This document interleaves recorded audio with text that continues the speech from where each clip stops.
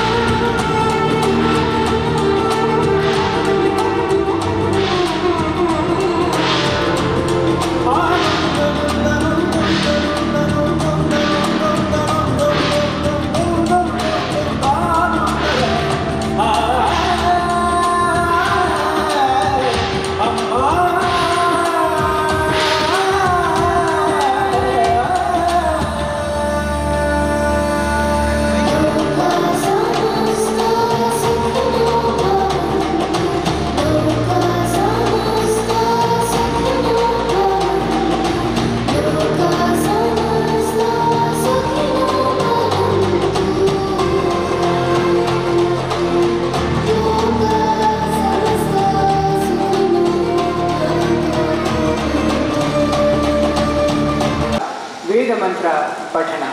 ನಮಃ ಶಿವಾಯ.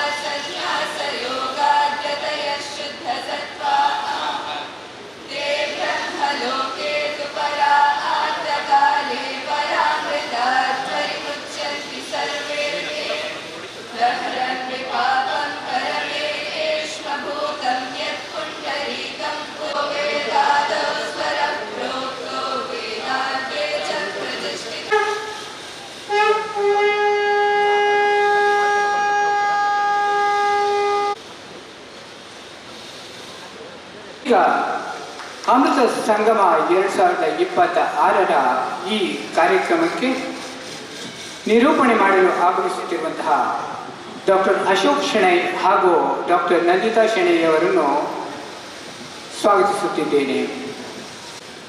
ಸರ್ವಮಂಗಲ ಮಾಂಗಲ್ಯೆ ಶಿವೆ ಸರ್ವಾರ್ಥ ಸಾಧಿಕೆ ಶರಣ್ಯೆ ತ್ರ್ಯಂಬಕೆ ಗೌರಿ ಕಾತ್ಯಾಯಿನಿ ನಮೋಸ್ತುತೆ.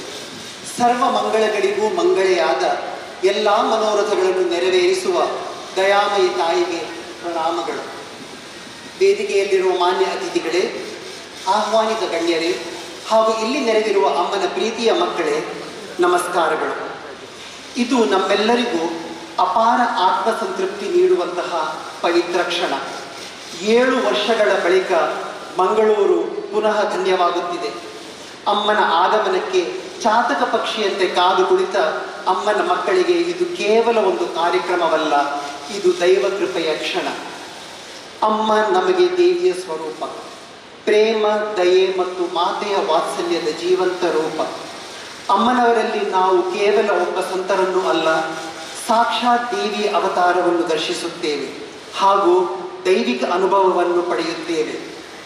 ಅಮ್ಮನವರ ದಿವ್ಯಾಲಿಂಗನವು ನಮ್ಮ ದುಃಖ ದುಮ್ಮಾನಗಳನ್ನು ಕರಗಿಸುತ್ತದೆ. ಅಮ್ಮ ಅಸೀಮ ಪ್ರೇಮದ ಸಾಗರ, ಯಾವ ಭೇದ ಭಾವವೂ ಇಲ್ಲದೆ ಸಕಲ ಜೀವರಾಶಿಗಳನ್ನು ನಿಸ್ವಾರ್ಥ ಪ್ರೀತಿಯಿಂದ ಕಾಣುವ ಪರಮ ದಯಾಳು. ಅಮ್ಮ ಎಂದರೆ ಸಜೀವ ಕರುಣೆ, ಹೃದಯಗಳನ್ನು ಸ್ಪಂದಿಸುವ ದಿವ್ಯ ಸನ್ನಿಧಿ. ಈ ಶುಭ ಕ್ಷಣದಲ್ಲಿ ಅಮೃತ ಸಂಗಮ 2026ರ ಆಯೋಜನಾ ಸಮಿತಿಯ ಅಧ್ಯಕ್ಷರಾದ ಆದರಣೀಯ ಶ್ರೀ ಸುರೇಶ್ ಅಮೀನ್ ಅವರನ್ನು ಅಮ್ಮನವರಿಗೆ ಪುಷ್ಪಮಾಲಾರ್ಪಣೆ ಮಾಡಲು ವಿನಂತಿಸುತ್ತೇವೆ.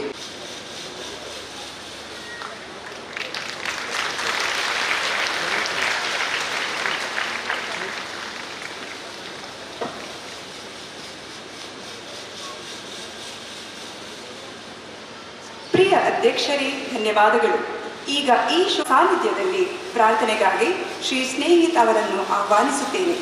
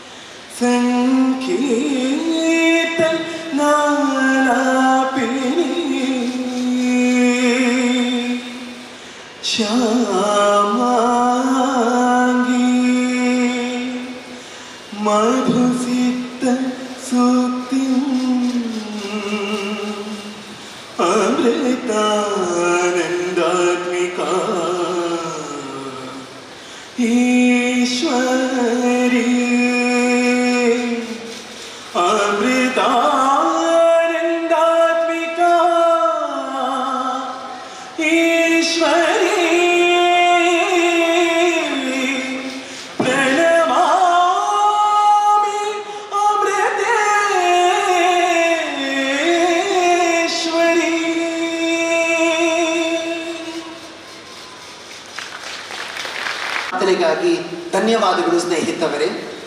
ಈಗ ಅಮೃತ ಸಂಗಮ 2026ರ ಆಯೋಜನಾ ಸಮಿತಿಯ ಅಧ್ಯಕ್ಷರಾದ ಗೌರವಾನ್ವಿತ ಶ್ರೀ ಸುರೇಶ್ ಅಮೀನ್ ಅವರನ್ನು, ಅನಂತ ಅಪಾರ ಪ್ರೀತಿ ಮತ್ತು ಕರುಣೆಯ ಸಾಗರವಾದ ಅಮ್ಮನವರನ್ನು ಹಾಗೂ ಇಲ್ಲಿ ಸಮಾಗಮಿಸಿದ ಎಲ್ಲ ಭಗವತ್ ಭಕ್ತರನ್ನು ಸ್ವಾಗತಿಸಲು ಸಾದರವಾಗಿ ವಿನಂತಿಸುತ್ತೇವೆ. ಚಾಮುಂಡೇಶ್ವರಿ ನಮಃ. ಮಂಗಳೂರು ಹಾಗೂ ಕರ್ನಾಟಕದ ಭಕ್ತರು ಕಳೆದ 7 ವರ್ಷಗಳಿಂದ ಅಮ್ಮನ ಬರುವಿಕೆಗಾಗಿ ಕಾತರದಿಂದ ಕಾಯುತ್ತಿದ್ದ ಸಂಭ್ರಮದ ಕ್ಷಣ ಈಗ ಬಂದಿದೆ. ಭಾರತದ ವಿವಿಧ ಸ್ಥಳಗಳಿಂದ ಹಾಗೂ ವಿವಿಧ ದೇಶಗಳಿಂದ ಬಂದು ಸಹಸ್ರ ಸಂಖ್ಯೆಯಲ್ಲಿ ಆಗಮಿಸಿ ಅಮ್ಮನವರ ಸಾನ್ನಿಧ್ಯದಲ್ಲಿ ನೆರೆದಿರುವ ಜನಸಾಗರವನ್ನು ಕಂಡಾಗ ಸಂತೋಷವಾಗುತ್ತದೆ. ನಾವು ಭಾಗ್ಯವಂತರು. ಹೌದು, ವಿಶ್ವದ ಕೋಟ್ಯಾಂತರ ಭಕ್ತರ ಆರಾಧ್ಯ ಮಾತೆಯಾಗಿರುವ ಅಮ್ಮನವರ ದಿವ್ಯ ಸಾನ್ನಿಧ್ಯವನ್ನು ಹೊಂದುವ ನಾವೆಲ್ಲರೂ ಭಾಗ್ಯಶಾಲಿಗಳಾಗಿದ್ದೇವೆ. ಇದು ನಿಜಕ್ಕೂ ಇಲ್ಲಿನ ಭಕ್ತರ ಪಾಲಿಗೆ ಅವಿಸ್ಮರಣೀಯ ಕ್ಷಣ ಎಂದರೆ ತಪ್ಪಾಗಲಾರದು. ಇಲ್ಲಿಯ ಅಮ್ಮನ ಮುದ್ದು ಮಕ್ಕಳ ಹೃದಯಾಂತರಾಳದ ಪ್ರಾರ್ಥನೆಗೆ ಸ್ಪಂದನೆ ಲಭಿಸಿದ್ದು ಕರ್ನಾಟಕದ ಏಕೈಕ ಕಾರ್ಯಕ್ರಮ ಇದು ಎಂದು ತಿಳಿಸಲು ಹೆಮ್ಮೆ ಎನಿಸುತ್ತದೆ. ಅಮ್ಮನವರಿಗೆ ಇಲ್ಲಿನ ಎಲ್ಲ ಭಕ್ತಾಭಿಮಾನಿಗಳ ಪರವಾಗಿ ಕೋಟಿ ಕೋಟಿ ಪ್ರಣಾಮಗಳೊಂದಿಗೆ ವಂದಿಸುತ್ತಾ ಭಕ್ತಿಪೂರ್ವಕವಾಗಿ ಸ್ವಾಗತಿಸುತ್ತಿದ್ದೇನೆ.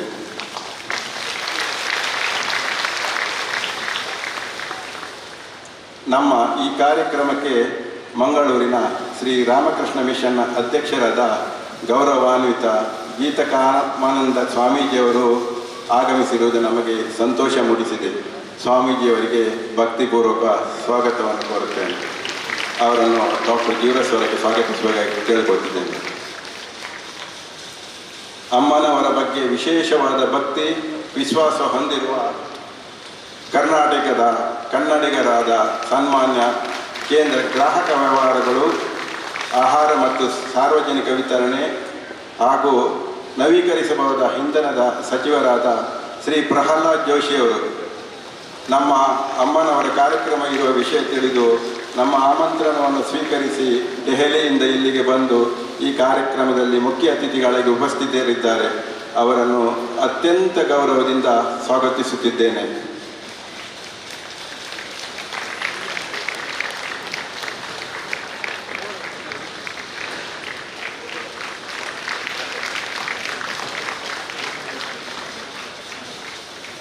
ಅವರಿಗೆ ಡಾಕ್ಟರ್ ಸನತ್ ಹೆಗ್ಡೆ ಅವರು ಗೌರವ ಅರ್ಪಣೆ ಮಾಡಬೇಕಾಗಿ ವಿನಂತಿ.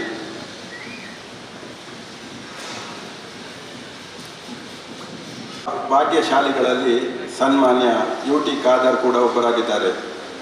ಅಮ್ಮನವರ ಆಶ್ರಮದ ಕಾರ್ಯಕ್ರಮಗಳನ್ನು ಮೆಚ್ಚಿ ಸದಾ ನಮಗೆ ಪ್ರೋತ್ಸಾಹ ನೀಡಿ ಸಹಕರಿಸುತ್ತಾ ಬಂದಿರುತ್ತಾರೆ. ಇಂದು ಕರ್ನಾಟಕ ಸರ್ಕಾರದ ವಿಧಾನಸಭೆಯ ಸಭಾಪತಿ ಹುದ್ದೆಯನ್ನು ಅಲಂಕರಿಸಿ ಯಶಸ್ವಿಯಾಗಿ ನಿಭಾಯಿಸಿ ಜನಮಾನಸ ಮೆಚ್ಚುಗೆಗೊಳಿಸುತ್ತಿರುವ ಶ್ರೀ UT ಖಾದರ್ ಅವರಿಗೆ ಹೃತ್ಪೂರ್ವಕ ಸ್ವಾಗತವನ್ನು ಕೋರುತ್ತೇನೆ. ಅವರನ್ನು ಪ್ರಸಾದ್ ರಾಜ್ ಕಾಂಚನ್ ಸನ್ಮಾನಿಸಬೇಕಾಗಿ ವಿನಂತಿಸುತ್ತಿದ್ದೇನೆ.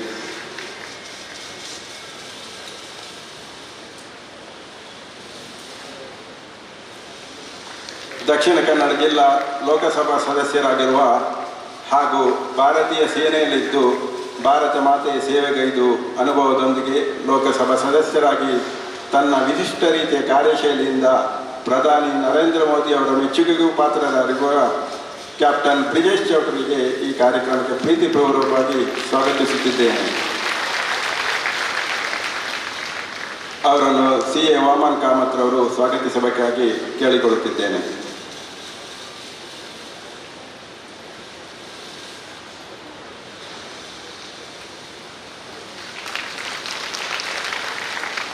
ನಮ್ಮ ಉಡುಪಿಯ ಶಾಸಕರಾದ ಶ್ರೀ ಯಶ್ಪಾಲ್ ಸೋಹನ್ ಅವರಿಗೂ ಸಹ ನಾನು ಆತ್ಮೀಯವಾಗಿ ಸ್ವಾಗತಿಸುತ್ತಾ ಪ್ರಶಾಂತ್ ಶೇಟ್ ಅವರನ್ನು ಗೌರವಿಸಬೇಕಾಗಿ ಕೇಳಿಕೊಳ್ತಿದ್ದೇನೆ.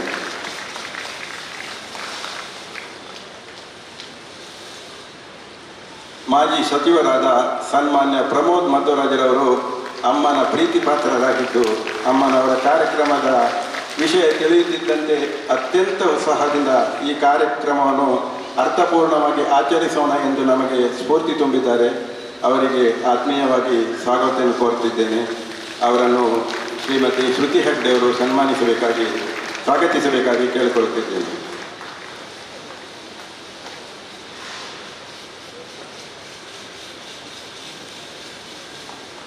ಸನ್ಮಾನ್ಯ ರಿತೇಶ್ ಕುಮಾರ್ IAS ಸರ್ಕಾರದ ಅಪಾರ ಮುಖ್ಯ ಕಾರ್ಯದರ್ಶಿ, ಆರ್ಥಿಕ ಇಲಾಖೆ, ಕರ್ನಾಟಕ ಸರ್ಕಾರ. ಇವರು ಅಮ್ಮನವರ ಕಾರ್ಯಕ್ರಮದಲ್ಲಿ ಬೆಂಗಳೂರಿನಿಂದ ಬಂದು ಭಾಗವಹಿಸಿದ್ದಾರೆ. ಅವರನ್ನು ಗೌರವಪೂರ್ವಕವಾಗಿ ಸ್ವಾಗತಿಸುತ್ತಿದ್ದೇನೆ. ಅವರನ್ನು doctor Vasant Kumar ಕರ್ಲಾ ಸನ್ಮಾನಿಸಬೇಕಾಗಿ ಕೇಳಿಕೊಳ್ತಿದ್ದೇನೆ.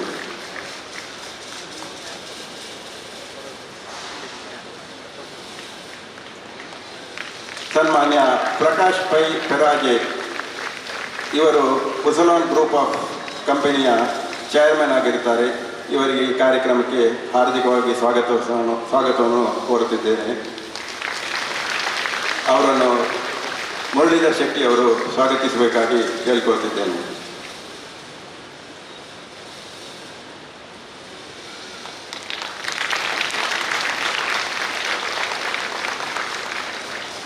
Shri Vedaprakash Shriyan, managing director, Divya shipping limited, ಇವರನ್ನು ಆತ್ಮೀಯವಾಗಿ ಸ್ವಾಗತಿಸುತ್ತಾ ಇವರಿಗೆ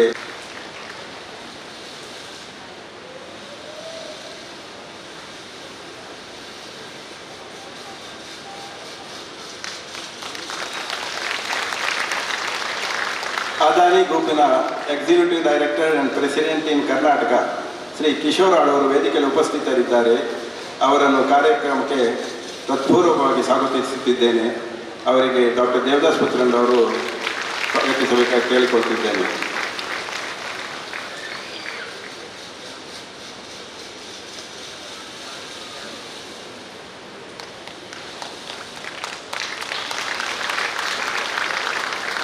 ನಮ್ಮ ಮಂಗಳೂರು ಶಾಖಾ ಮಠ ಹಾಗೂ ಕರ್ನಾಟಕ ಕರಾವಳಿಯ ಎಲ್ಲ ಮಾತಾ ಅಮೃತಾನಂದಮಯಿ ಸೇವಾ ಸಮಿತಿಗಳ ಆಮಂತ್ರಣಕ್ಕೆ ಸೇರಿರುವ ಬೃಹತ್ ಜನಸ್ತೋಮ ಕಂಡಾಗ ಸಂತೋಷವಾಗುತ್ತಿದೆ.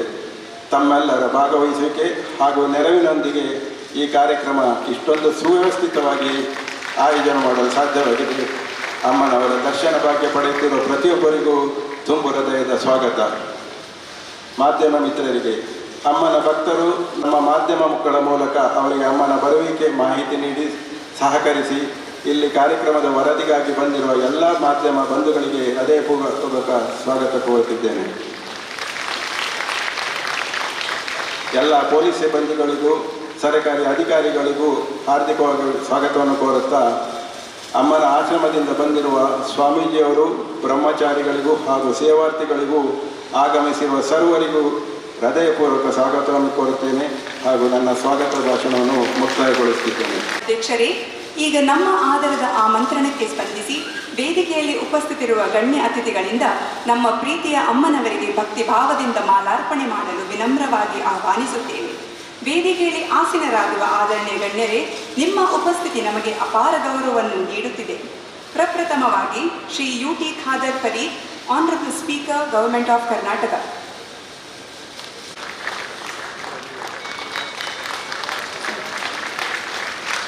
Shri captain Brijesh Chowta, honourable member of parliament, Dakshina Kannada. Shri Yashpal Suvarna, MLA, Udupi district.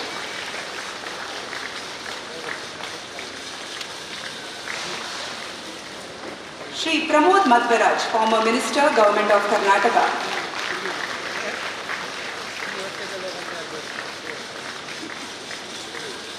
Shri Ritesh Kumar Singh, IAS, additional chief secretary, finance department, government of Karnataka.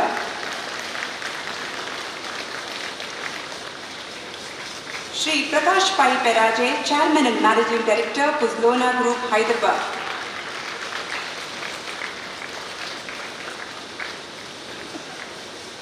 Shri Ved Prakash Shriyan, managing director, Divya logistic group of companies, Mumbai.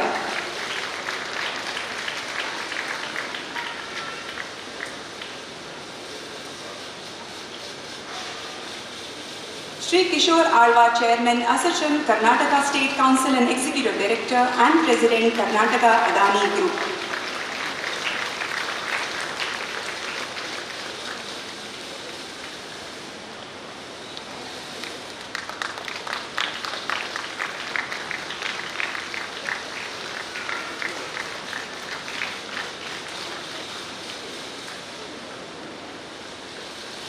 ಗೌರವಾನ್ವಿತ ಗಣ್ಯರೇ, ತಮಗೆಲ್ಲರಿಗೂ ಹೃತ್ಪೂರ್ವಕ ಧನ್ಯವಾದಗಳು. ಮಂಗಳೂರಿನ ಶಾಖೆಯು ಕಳೆದ 25 ವರ್ಷಗಳಿಂದ ಆಧ್ಯಾತ್ಮಿಕ, ಶೈಕ್ಷಣಿಕ, ವೈದ್ಯಕೀಯ ಹಾಗೂ ಸಾಮಾಜಿಕ ಸೇವಾ ಕಾರ್ಯಗಳನ್ನು ನಡೆಸುತ್ತಾ ಬರುತ್ತಿದೆ. ಇಲ್ಲಿನ ಶಾಖಾ ಮಠದ ಮುಖ್ಯಸ್ಥರಾದ ಸಂಪೂಜ್ಯ ಸ್ವಾಮಿನಿ ಮಂಗಳಾಮೃತ ಪ್ರಾಣ ಇವರ ನೇತೃತ್ವದಲ್ಲಿ ಮಾನವೀಯ ಸೇವಾ ಉಪಕ್ರಮಗಳನ್ನು ಪರಿಣಾಮಕಾರಿಯಾಗಿ ಅನುಷ್ಠಾನಗೊಳಿಸಿಕೊಂಡು ಬರಲಾಗುತ್ತಿದೆ. 2000 ಮಠವು ಜನ್ಮಜಾತ ಹೃದಯ ಕಾಯಿಲೆ ಇರುವ ಮಕ್ಕಳಿಗೆ ಉಚಿತ ಶಿಬಿರವನ್ನು ಆಯೋಜಿಸಿತು. ಈ ಬೃಹತ್ ಚಿಕಿತ್ಸಾ ಶಿಬಿರದಲ್ಲಿ ಜನ್ಮಜಾತ ಹೃದಯ ರೋಗದಿಂದ ಬಳಲುತ್ತಿರುವ ಸುಮಾರು 400ಕ್ಕೂ ಅಧಿಕ ಮಕ್ಕಳು ರಾಜ್ಯದ ವಿವಿಧ ಜಿಲ್ಲೆಗಳು ಹಾಗೂ ಹೊರ ರಾಜ್ಯಗಳಿಂದಲೂ ಆಗಮಿಸಿ ಶಿಬಿರದ ಪ್ರಯೋಜನ ಪಡೆದರು. ಅವರಿಗೆ ಉಚಿತ ತಪಾಸಣೆ, ಸಲಹೆ ಮತ್ತು ಔಷಧ ನೀಡಲಾಯಿತು. ಸುಮಾರು 200 ಮಕ್ಕಳಿಗೆ ಉನ್ನತ ಮಟ್ಟದ ತಪಾಸಣೆ ಹಾಗೂ ಹೃದಯ ಶಸ್ತ್ರಚಿಕಿತ್ಸೆಯ ಅಗತ್ಯ ಇದ್ದು, ಈಗಾಗಲೇ 100ಕ್ಕೂ ಅಧಿಕ ಮಕ್ಕಳಿಗೆ ಉಚಿತ ಶಸ್ತ್ರಚಿಕಿತ್ಸೆ ನಡೆಸಲಾಗಿದೆ. ಹೊಸ ರೋಗಿಗಳು ಈಗಲೂ ಉಚಿತ ಸೌಲಭ್ಯಕ್ಕಾಗಿ ಕರೆ ಮಾಡುತ್ತಿದ್ದು, ಅಮೃತ ಆಸ್ಪತ್ರೆಯ ವೈದ್ಯರು ಹಾಗೂ ಆಡಳಿತ ಮಂಡಳಿ ನಮ್ಮ ಮನವಿಗೆ ಸಕಾರಾತ್ಮಕವಾಗಿ ಸ್ಪಂದಿಸುತ್ತಿದ್ದಾರೆ. ಅಮ್ಮನವರ ಕೃಪಾ ಕಟಾಕ್ಷದಿಂದ ನವಜೀವನ ಪಡೆದ ಈ ಪುಟ್ಟ ಮಕ್ಕಳು ಇಂದು ತಮ್ಮ ತಂದೆ ತಾಯಿಗಳೊಂದಿಗೆ ವೇದಿಕೆಗೆ ಆಗಮಿಸಿ ಅಮ್ಮನವರ ದಿವ್ಯ ಆಶೀರ್ವಾದವನ್ನು ಪಡೆಯಲಿದ್ದಾರೆ. ಇದು ನಮ್ಮೆಲ್ಲರಿಗೂ ಅಪಾರ ಸಂತೋಷ ಮತ್ತು ಧನ್ಯತಾಭಾವವನ್ನು ಕೇರಿಸುವ ಕ್ಷಣವಾಗಿರುತ್ತದೆ. ಸಾಂಕೇತಿಕವಾಗಿ ಕೆಲವು ಫಲಾನುಭವಿ ಮಕ್ಕಳನ್ನು ವೇದಿಕೆಗೆ ಕರೆಯಲಾಗುತ್ತದೆ.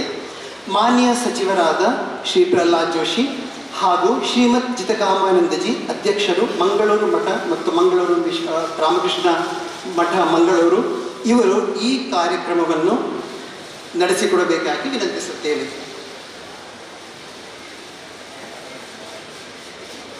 ಸಚಿವರಾದ ಪ್ರಹ್ಲಾದ್ ಜೋಶಿ ಅವರಿಗೆ ಫ್ಲೈಟ್ ಇರೋದರಿಂದ ಅವರು 2 ಮಾತುಗಳನ್ನು ಆಡಬೇಕಾಗಿ ವಿನಂತಿಸುತ್ತೇವೆ.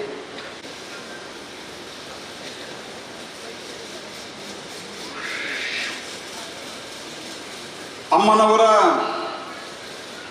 ಚರಣಾರವಿಂದಕ್ಕೆ ದೀರ್ಘದಂಡ ನಮಸ್ಕಾರಗಳನ್ನು ಸಲ್ಲಿಸಿ ಬಹಳ ವರ್ಷಗಳ ನಂತರ ಅಮ್ಮನವರ ಪದಾರ್ಪಣೆಯಾಗಿದೆ, ಪಾದಸ್ಪರ್ಶವಾಗಿದೆ. ಇಡೀ ಜಗತ್ತಿನಲ್ಲಿ ಮತ್ತು ವಿಶೇಷವಾಗಿ ಕರ್ನಾಟಕದಲ್ಲಿ ಸುಖ, ಶಾಂತಿ, ಸಮೃದ್ಧಿ, ಮಳೆಯ ಮೂಲಕ ಸಮೃದ್ಧಿ ಅವರ ಪಾದ ಸ್ಪರ್ಶದಿಂದ ಆಗ್ತದೆ, ಆಗಲಿ ಅಂತ ತಿಳ್ಕೊಂಡು ಆ ರೀತಿಯ ಅನುಗ್ರಹವನ್ನು ಅಮ್ಮ ಮಾಡಲಿ ಅಂತೇಳಿ ನಾನು ಪ್ರಾರ್ಥಿಸ್ತಾ, ವೇದಿಕೆ ಮೇಲಿರುವಂಥ ಪರಮ ಪೂಜ್ಯ ಸ್ವಾಮೀಜಿಯವರೇ ಹಾಗೂ ಈ ಕಾರ್ಯಕ್ರಮದಲ್ಲಿ ಆಗಮಿಸಿರುವಂಥ ಸನ್ಮಾನ್ಯ UT ಖಾದರ್ ಅವರೇ, ನನ್ನ ಆತ್ಮೀಯ ಸ್ನೇಹಿತರು, ಅತ್ಯಂತ ಕ್ರಿಯಾಶೀಲ ಲೋಕಸಭಾ ಸದಸ್ಯರಾದಂಥ ಮತ್ತು ಇದಕ್ಕಿಂತ ಮೊದಲು ದೇಶ ಸೇವೆಯಲ್ಲಿ ಅವರು ಭಾರತದ ಡಿಫೆನ್ಸ್ ಶಕ್ತಿಯಲ್ಲಿ ಭಾಗವಹಿಸಿ ಹಿಂದಿನ ಮಿಲಿಟರಿ ಅಧಿಕಾರಿಯಾಗಿ ಈಗ ಬಂದಿರುವಂಥ ಕ್ಯಾಪ್ಟನ್ ಬ್ರಿಜೇಶ್ ಚೌಟಾ ಅವರೇ, ಯಶ್ಪಾಲ್ ಸುವರ್ಣ ಅವರೇ, ಪ್ರಮೋದ್ ಮಧ್ವರಾಜ್ ಅವರೇ ಹಾಗೂ ರಿತೇಶ್ ಕುಮಾರ್ ಸಿಂಗ್ ಅವರೇ ಮತ್ತು ಎಲ್ಲ ಸದ್ಭಕ್ತರೇ, ಇವತ್ತು ನಾನು ನನ್ನ ಜೀವನದ ಸೌಭಾಗ್ಯ ಅಂತ ಭಾವಿಸ್ತೇನೆ. ಪೂಜ್ಯ ಅಮ್ಮನವರ ದರ್ಶನ ನನಗೂ ಆಗಿದೆ, ತಮ್ಮೆಲ್ಲರಿಗೂ ಆಗಿದೆ. ಇದು ಜೀವನದ ಒಂದು ಪರಮ ಸೌಭಾಗ್ಯ ಅಂತ ನಾನು ಭಾವಿಸ್ತೇನೆ. ನಮ್ಮ ಭಾರತೀಯ ಸಂಸ್ಕೃತಿಯಲ್ಲಿ ನಾವು ದೇವಸ್ಥಾನಕ್ಕೆ ಹೋದಾಗ ಒಂದು ಶ್ಲೋಕವನ್ನು ಹೇಳ್ತೀವಿ, ಯಾ ದೇವಿ ಸರ್ವಭೂತೇಷು ಮಾತೃರೂಪೇಣ ಸಂಸ್ಥಿತ ನಮಸ್ತಸ್ಥೈ ನಮಸ್ತಸ್ಥೈ ನಮಸ್ತಸ್ಥೈ ನಮೋ ನಮಃ ಅಂತೇಳಿ. ಅಂದರೆ ದೇವಿ ಯಾರನ್ನ ನಾವು ದೇವಿ ಅಂತ ಭಕ್ತಿ ಭಾವದಿಂದ ಪೂಜಿಸ್ತೀವೋ ಅವರು ಆ ದೇವಿ ಮಾತೃ ಸ್ವರೂಪಿಯಾಗಿ ನಮ್ಮ ಮುಂದೆ ಮಾತೃ ಸ್ವರೂಪದಲ್ಲಿ ಇರ್ತಾರೆ ಅಂಥೇಳಿ ನಾವು ನಮ್ಮ ಮನೆಯಲ್ಲಿರುವಂತಹ ನಮ್ಮ ತಾಯಿಯಂದಿರು ನಮ್ಮ ಮಕ್ಕಳಿಗೆ ನಾವು ಮಾತೆಯಾದರೆ, ದೇವಿಯಾದರೆ, ಅಮ್ಮ ಇಡೀ ಜಗತ್ತಿನ ಬಡವರಿಗೆ, ದೀನರಿಗೆ, ದಲಿತರಿಗೆ, ಕೈಲಾಗಲಾಗದವರಿಗೆ ಅವರೊಬ್ಬ ಅಮ್ಮನಾಗಿ ಇವತ್ತು ಸರ್ಕಾರ ಮಾಡಲಾರಕ್ಕೆ, ಯಾವುದು ಸರ್ಕಾರ ಮಾಡಬೇಕು ಅಥವಾ ಕೆಲವು ಸಂಗತಿಗಳನ್ನು ಸರ್ಕಾರ ಮಾಡಲಿಕ್ಕೆ ಸಾಧ್ಯ ಇಲ್ಲೋ ಆ ಕೆಲಸವನ್ನು ಅವರು ಮಾಡ್ತಾ ಇದ್ದಾರೆ. ಅವರು ಮಾತೃ ದೇವೋಭವ ಅಂತ ಏನು ನಾವು ಹೇಳ್ತೀವಿ, ಅದಕ್ಕೆ ಒಂದು ಅರ್ಥವನ್ನು ಕೊಟ್ಟಿರುವಂತಹದ್ದು. ನಾವು ಕೇಳ್ತೀವಿ ರಾಮಾಯಣದಲ್ಲಿ ಕೌಸಲ್ಯ ಸುಪ್ರಜಾ ರಾಮ ಅಂತ ಹೇಳ್ತೀವಿ, ಕುಂತಿದೇವಿ, ಆ ರೀತಿ ಬಹಳಷ್ಟು ಜನ ಇದ್ದಾರೆ. ನಾನು ಎಲ್ಲರ ಹೆಸರು ಹೇಳಲಿಕ್ಕಾಗೋದಿಲ್ಲ. ಆದರೆ ಇತ್ತೀಚಿನ ಸಂದರ್ಭದಲ್ಲಿ ಹೇಳ್ಬೇಕಂದ್ರೆ ಶಾರದಾದೇವಿಯಿಂದ ಹೇಳಿದ ನಂತರ ಇವತ್ತು ತಾಯಿ ಅಮೃತಾನಂದಮಯಿಯವರು ನಮ್ಮೆಲ್ಲರನ್ನೂ ಈ ಭೂಮಿಯ ಮೇಲೆ ಇದ್ದು ಹರಿಸ್ತಾ ಇದ್ದಾರೆ ಅಂತ ನಾನು ಭಾವಿಸುತ್ತೇನೆ. ಯಾರಿಗೆ ಅವರ ಆಲಿಂಗನ ಆಗ್ತದೆ ಅವರು ಜೀವನ ಧನ್ಯ ಆಗ್ತದೆ ಸ್ನೇಹಿತರೆ. ಅದೊಂದು ಬಹುದೊಡ್ಡ ಧನ್ಯತಾ ಭಾವ. ಜಾತಿ ಇಲ್ಲ, ಮತ ಇಲ್ಲ, ಯಾವುದೇ ರೀತಿಯಾದಂಥ ಅವರ ನಿಷ್ಕಲ್ಮಶವಾದಂಥ ಯಾವುದೇ ರೀತಿಯಾದಂಥ ಮನಸ್ಸಿನಲ್ಲಿ ಯಾರು ಬಂದಿದ್ದಾರೆ ಅಂತ ನೋಡೋದಿಲ್ಲ. ದೇಶದ ಅತ್ಯುನ್ನತ ಸ್ಥಾನದಲ್ಲಿದ್ದಂಥವ್ರು ಅತ್ಯಂತ ಶ್ರೀಮಂತರು ಬಂದರು ಅಷ್ಟೇ, ಅತ್ಯಂತ ಬಡವ ಬಂದರು ಅಷ್ಟೇ, ಅದೇ ರೀತಿಯಾದಂಥ ನಿರ್ಮಲವಾದಂಥ ಪ್ರೀತಿಯಿಂದ ಆಶೀರ್ವಾದ ಮಾಡುವಂಥ ಒಬ್ಬ ತಾಯಿಯನ್ನು ನಮ್ಮ ಕಣ್ಣು ಮುಂದೆ ನಾವು ನೋಡ್ತೀವಿ. ಅಂದರೆ ಭಾರತದ ಆಧ್ಯಾತ್ಮಿಕ ಶಕ್ತಿ ಏನಿದೆ ಅಂದರೆ ಉಪನಿಷತ್ತದ ಸಂದೇಶದ ಪ್ರಾಯೋಗಿಕ ಅಭಿವ್ಯಕ್ತಿ ಇದರಲ್ಲಿ ಆಗ್ತಾ ಇದೆ. ಸ್ನೇಹಿತರೆ, ಜಗತ್ತಿನಾದ್ಯಂತ ನಿಮಗೆ ಈ ಫಿಗರ್ಗಳು ಅನೇಕ ಸರ್ತೆ ಅಂದಾಜಾಗೋದಿಲ್ಲ. 4 ಕೋಟಿ ಜನರಿಗೆ 4 ಮಿಲಿಯನ್ ಪೀಪಲ್ ಅವರು ಈ ಒಂದು ಅಪ್ಪುಗೆಯಿಂದ ಅವರ ಮನಸ್ಸಿನಲ್ಲಿ ಒಂದು ಚೈತನ್ಯ ಭಕ್ತಿ ಭಾವವನ್ನು ತುಂಬಿ ನಿರಾಶೆಯನ್ನು ದೂರ ಮಾಡಿದಂಥ ಒಂದು ವ್ಯಕ್ತಿತ್ವ ತಾಯಿಯವರು. ಅಂತಹ ತಾಯಿ ಇವತ್ತು ಬಂದಿದ್ದಾರೆ. ಹಗ್ಗಿಂಗ್ ಸೇಂಟ್ ಅಂತ ಅವರನ್ನು ಫಾರಿನ್ದಲ್ಲಿ ಕರೀತಾರೆ, ಹಗ್ಗಿಂಗ್ ಸೇಂಟ್. ಆ ಹಗ್ಗಿಂಗ್ ಸೇಂಟು ಇವತ್ತು ಮಂಗಳೂರಿನ ಮೂಲಕ ಕರ್ನಾಟಕದಲ್ಲಿ ಪಾದಸ್ಪರ್ಶ ಮಾಡಿದ್ದಾರೆ. ಅವರ ದೇಶಾದ್ಯಂತ ಸ್ಥಾಪಿಸಿರುವಂಥ ಬ್ರಹ್ಮಸ್ಥಾನ ದೇವಾಲಯಗಳು ಹಾಗೂ ಇಡೀ 1 ವರ್ಷ ಪರ್ಯಂತ ನಡೆದಂಥ ಭಗವದ್ಗೀತಾ ಜ್ಞಾನಯಜ್ಞ 10 ಭಾಷೆಗಳಲ್ಲಿ 25 ದೇಶಗಳಿಂದ ಭಗವದ್ಗೀತೆಯ ಬಗ್ಗೆ 700 ಜನ ಭಾಷಣಕಾರರು ಬಂದಿದ್ದಾರೆ, 700 ಪೀಪಲ್. ಆ ರೀತಿಯಾದಂಥ ಒಂದು ಅದ್ಭುತವಾದಂಥ ಒಂದು ನಮ್ಮ ಮಧ್ಯೆ ಇದ್ದು. ಅಂದರೆ ನಾವು ಒಂದು ಸಂಗತಿಯನ್ನು ನಾವು ನೆನಪಿಟ್ಕೋಬೇಕು. ಅದೇನು ಅಂತಂದ್ರೆ, ನಮ್ಮಲ್ಲಿ ಅವರು ಸಾಮಾನ್ಯವಾಗಿ ಪ್ರತಿಯೊಬ್ಬ ಮನುಷ್ಯನು ಏನು ಮಾಡ್ತಾನೆ ಅಂದ್ರೆ, ನಾನೇನು ಮಾಡ್ಬೋದು, ನನ್ನ ಕೈಲಿ ಏನಾಗ್ಬೋದು ಅಂತ ಯೋಚನೆ ಮಾಡ್ತಾರೆ. ಆದರೆ ಮಾತೋಶ್ರೀ ಅಮೃತಾನಂದಮಯಿಯವರು 1953ರಲ್ಲಿ ಸಾಮಾನ್ಯ ಬಡ ಕುಟುಂಬದಲ್ಲಿ ಜನಿಸಿದರು. ಅವರು ಸುಧಾಮಣಿಯಾಗಿ ಜನಿಸಿ ಬಡ ಕುಟುಂಬದಲ್ಲಿ ಬೆಳೆದು ಅವರು 9ನೇ ವಯಸ್ಸಿನಲ್ಲಿಯೇ ಮನೆ ಕೆಲಸ ಮಾಡಲಿಕ್ಕೆ ಶಾಲೆಯನ್ನು ಬಿಡ್ತಾರೆ.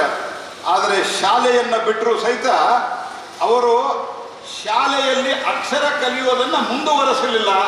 ಆದರೆ ಜಗತ್ತಿಗೆ ಜ್ಞಾನವನ್ನು ಕೊಡುವಂತಹ ಕೆಲಸ ಮಾಡಿ ಜ್ಞಾನೇಶ್ವರಿಯಾಗಿ ಮಾತಾ ಅಮೃತಾನಂದಮಯಿ ಅಷ್ಟೇ ಅಲ್ಲ, ಅವರೊಬ್ಬ ಜ್ಞಾನವನ್ನು ಕೊಡುವಂಥ ಜ್ಞಾನಮಯಿ ಕರುಣಾಮಯಿಯಾಗಿ ನಮ್ಮ ಮುಂದೆ ಬಂದು ನಿಂತಿದ್ದಾರೆ.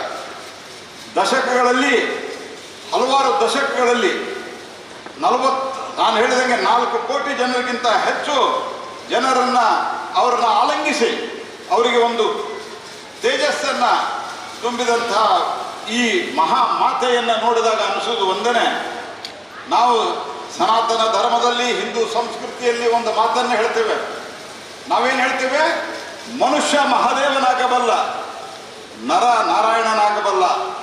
ನಮ್ಮ ಮಧ್ಯದಲ್ಲೇ ಹುಟ್ಟಿದಂಥ ಈ ತಾಯಿ ಒಬ್ಬ ಅತ್ಯಂತ ಬಡ ಕುಟುಂಬದಲ್ಲಿ ಹುಟ್ಟಿ, ಆ ಬಡ ಕುಟುಂಬದಲ್ಲಿ ತನ್ನ ಸಾಧನೆಯಿಂದ, ತನ್ನ ತ್ಯಾಗದಿಂದ, ತನ್ನ ತಪೋಬಲದಿಂದ ಆ ತಾಯಿ ಇವತ್ತು ನಮ್ಮೆಲ್ಲರಿಗೂ ಅಮೃತಾನಂದಮಯಿ ದೇವಿಯಾಗಿ ನಮ್ಮ ಮುಂದೆ ಪ್ರತ್ಯಕ್ಷ ಇದ್ದಾರೆ ಅಂತಂದ್ರೆ, ಅದರ ಒಂದು ನಮ್ಮ ದೇಶದ ಏನು ಸಾಧನೆ ಮಾಡಿದಂಥವರು, ಯಾರು ನಿಷ್ಕರ ಭಾವದಿಂದ ಭಗವಂತನನ್ನು ಸ್ಮರಿಸಿ ಸಮಾಜಕ್ಕಾಗಿ ಬದುಕ್ತಾರೆ, ಸಮಾಜಕ್ಕಾಗಿ ತಮ್ಮ ಎಲ್ಲವನ್ನು ಕೊಡ್ತಾರೆ, ತನ್ನ ಸ್ವಾರ್ಥವನ್ನೇನು ಇಟ್ಕೊಳ್ಳಾರದ ಕೆಲಸವನ್ನು ಮಾಡುವಂಥವರು ಮನುಷ್ಯನಿಂದ ಮಹಾದೇವನಾಗಬಲ್ಲ ಅಂದಕ್ಕೆ ಇವರೊಂದು ಉದಾಹರಣೆ.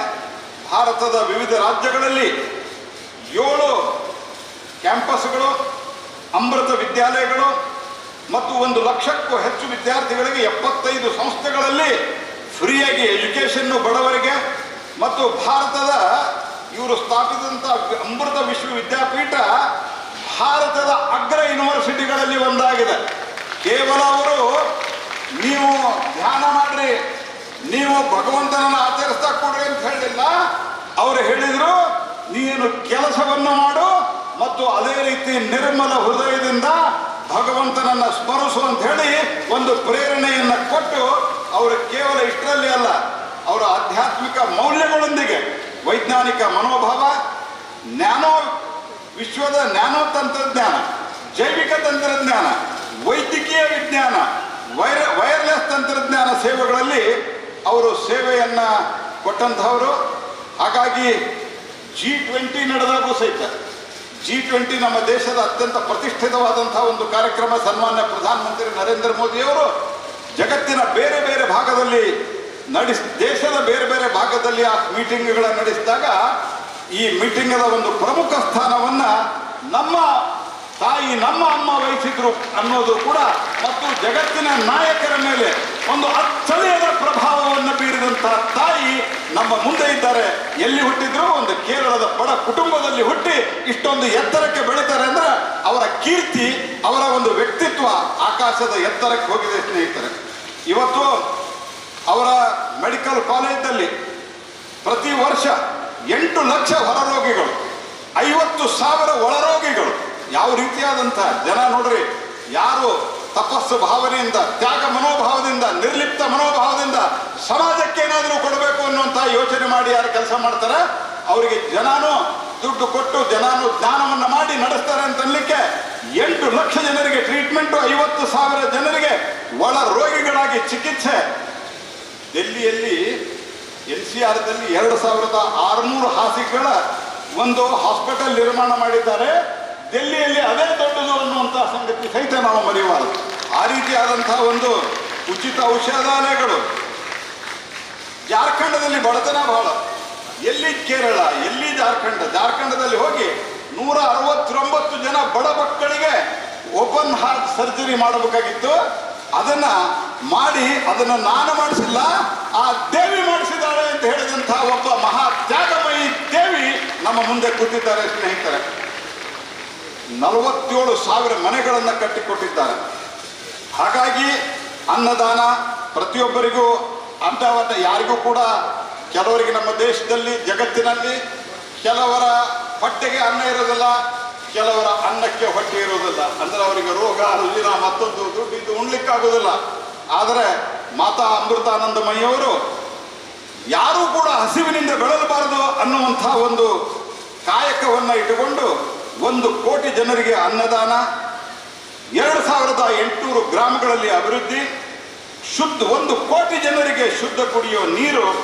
ಅದು ಛತ್ತೀಸ್ಗಢದ ಆದಿವಾಸಿ ಗ್ರಾಮಗಳಲ್ಲಿ ಈ ಕೆಲಸವನ್ನು ಮಾಡಿದ್ದಾರೆ ಅಂತಂದ್ರೆ ಯಾವ ರೀತಿಯಾದಂತಹ ಒಂದು ಫಲಾಪೇಕ್ಷೆ ಇಲ್ಲದೆ. ಛತ್ತೀಸ್ಗಢದಲ್ಲಿ ಏನು ಮಾಡಿದ್ರು ಹೋಗಿ, ಕೇರಳದಲ್ಲಿ ಹುಟ್ಟಿದಂತಹ ಒಬ್ಬ ಬಾಲಕಿಯಾಗಿ ಹುಟ್ಟಿದಂಥವರು ಅಂತಹ ಒಂದು ತ್ಯಾಗಮಯ ಜೀವನವನ್ನು ನಡೆಸಿ ನಮ್ಮೆಲ್ಲರ ಮುಂದೆ ನಾನು ಹೇಳಿದಂಗೆ ಅವರು ಇವತ್ತು ಸ್ವಚ್ಛ ಭಾರತದ ಜೊತೆಗೂ ಕೈ ಜೋಡಿಸಿದ್ರು. ಮೊದಲು ಅವರು ಬೇರೆ ರೀತಿಯಲ್ಲಿ ಕಾರ್ಯಕ್ರಮ ಮಾಡ್ತಾ ಇದ್ರು.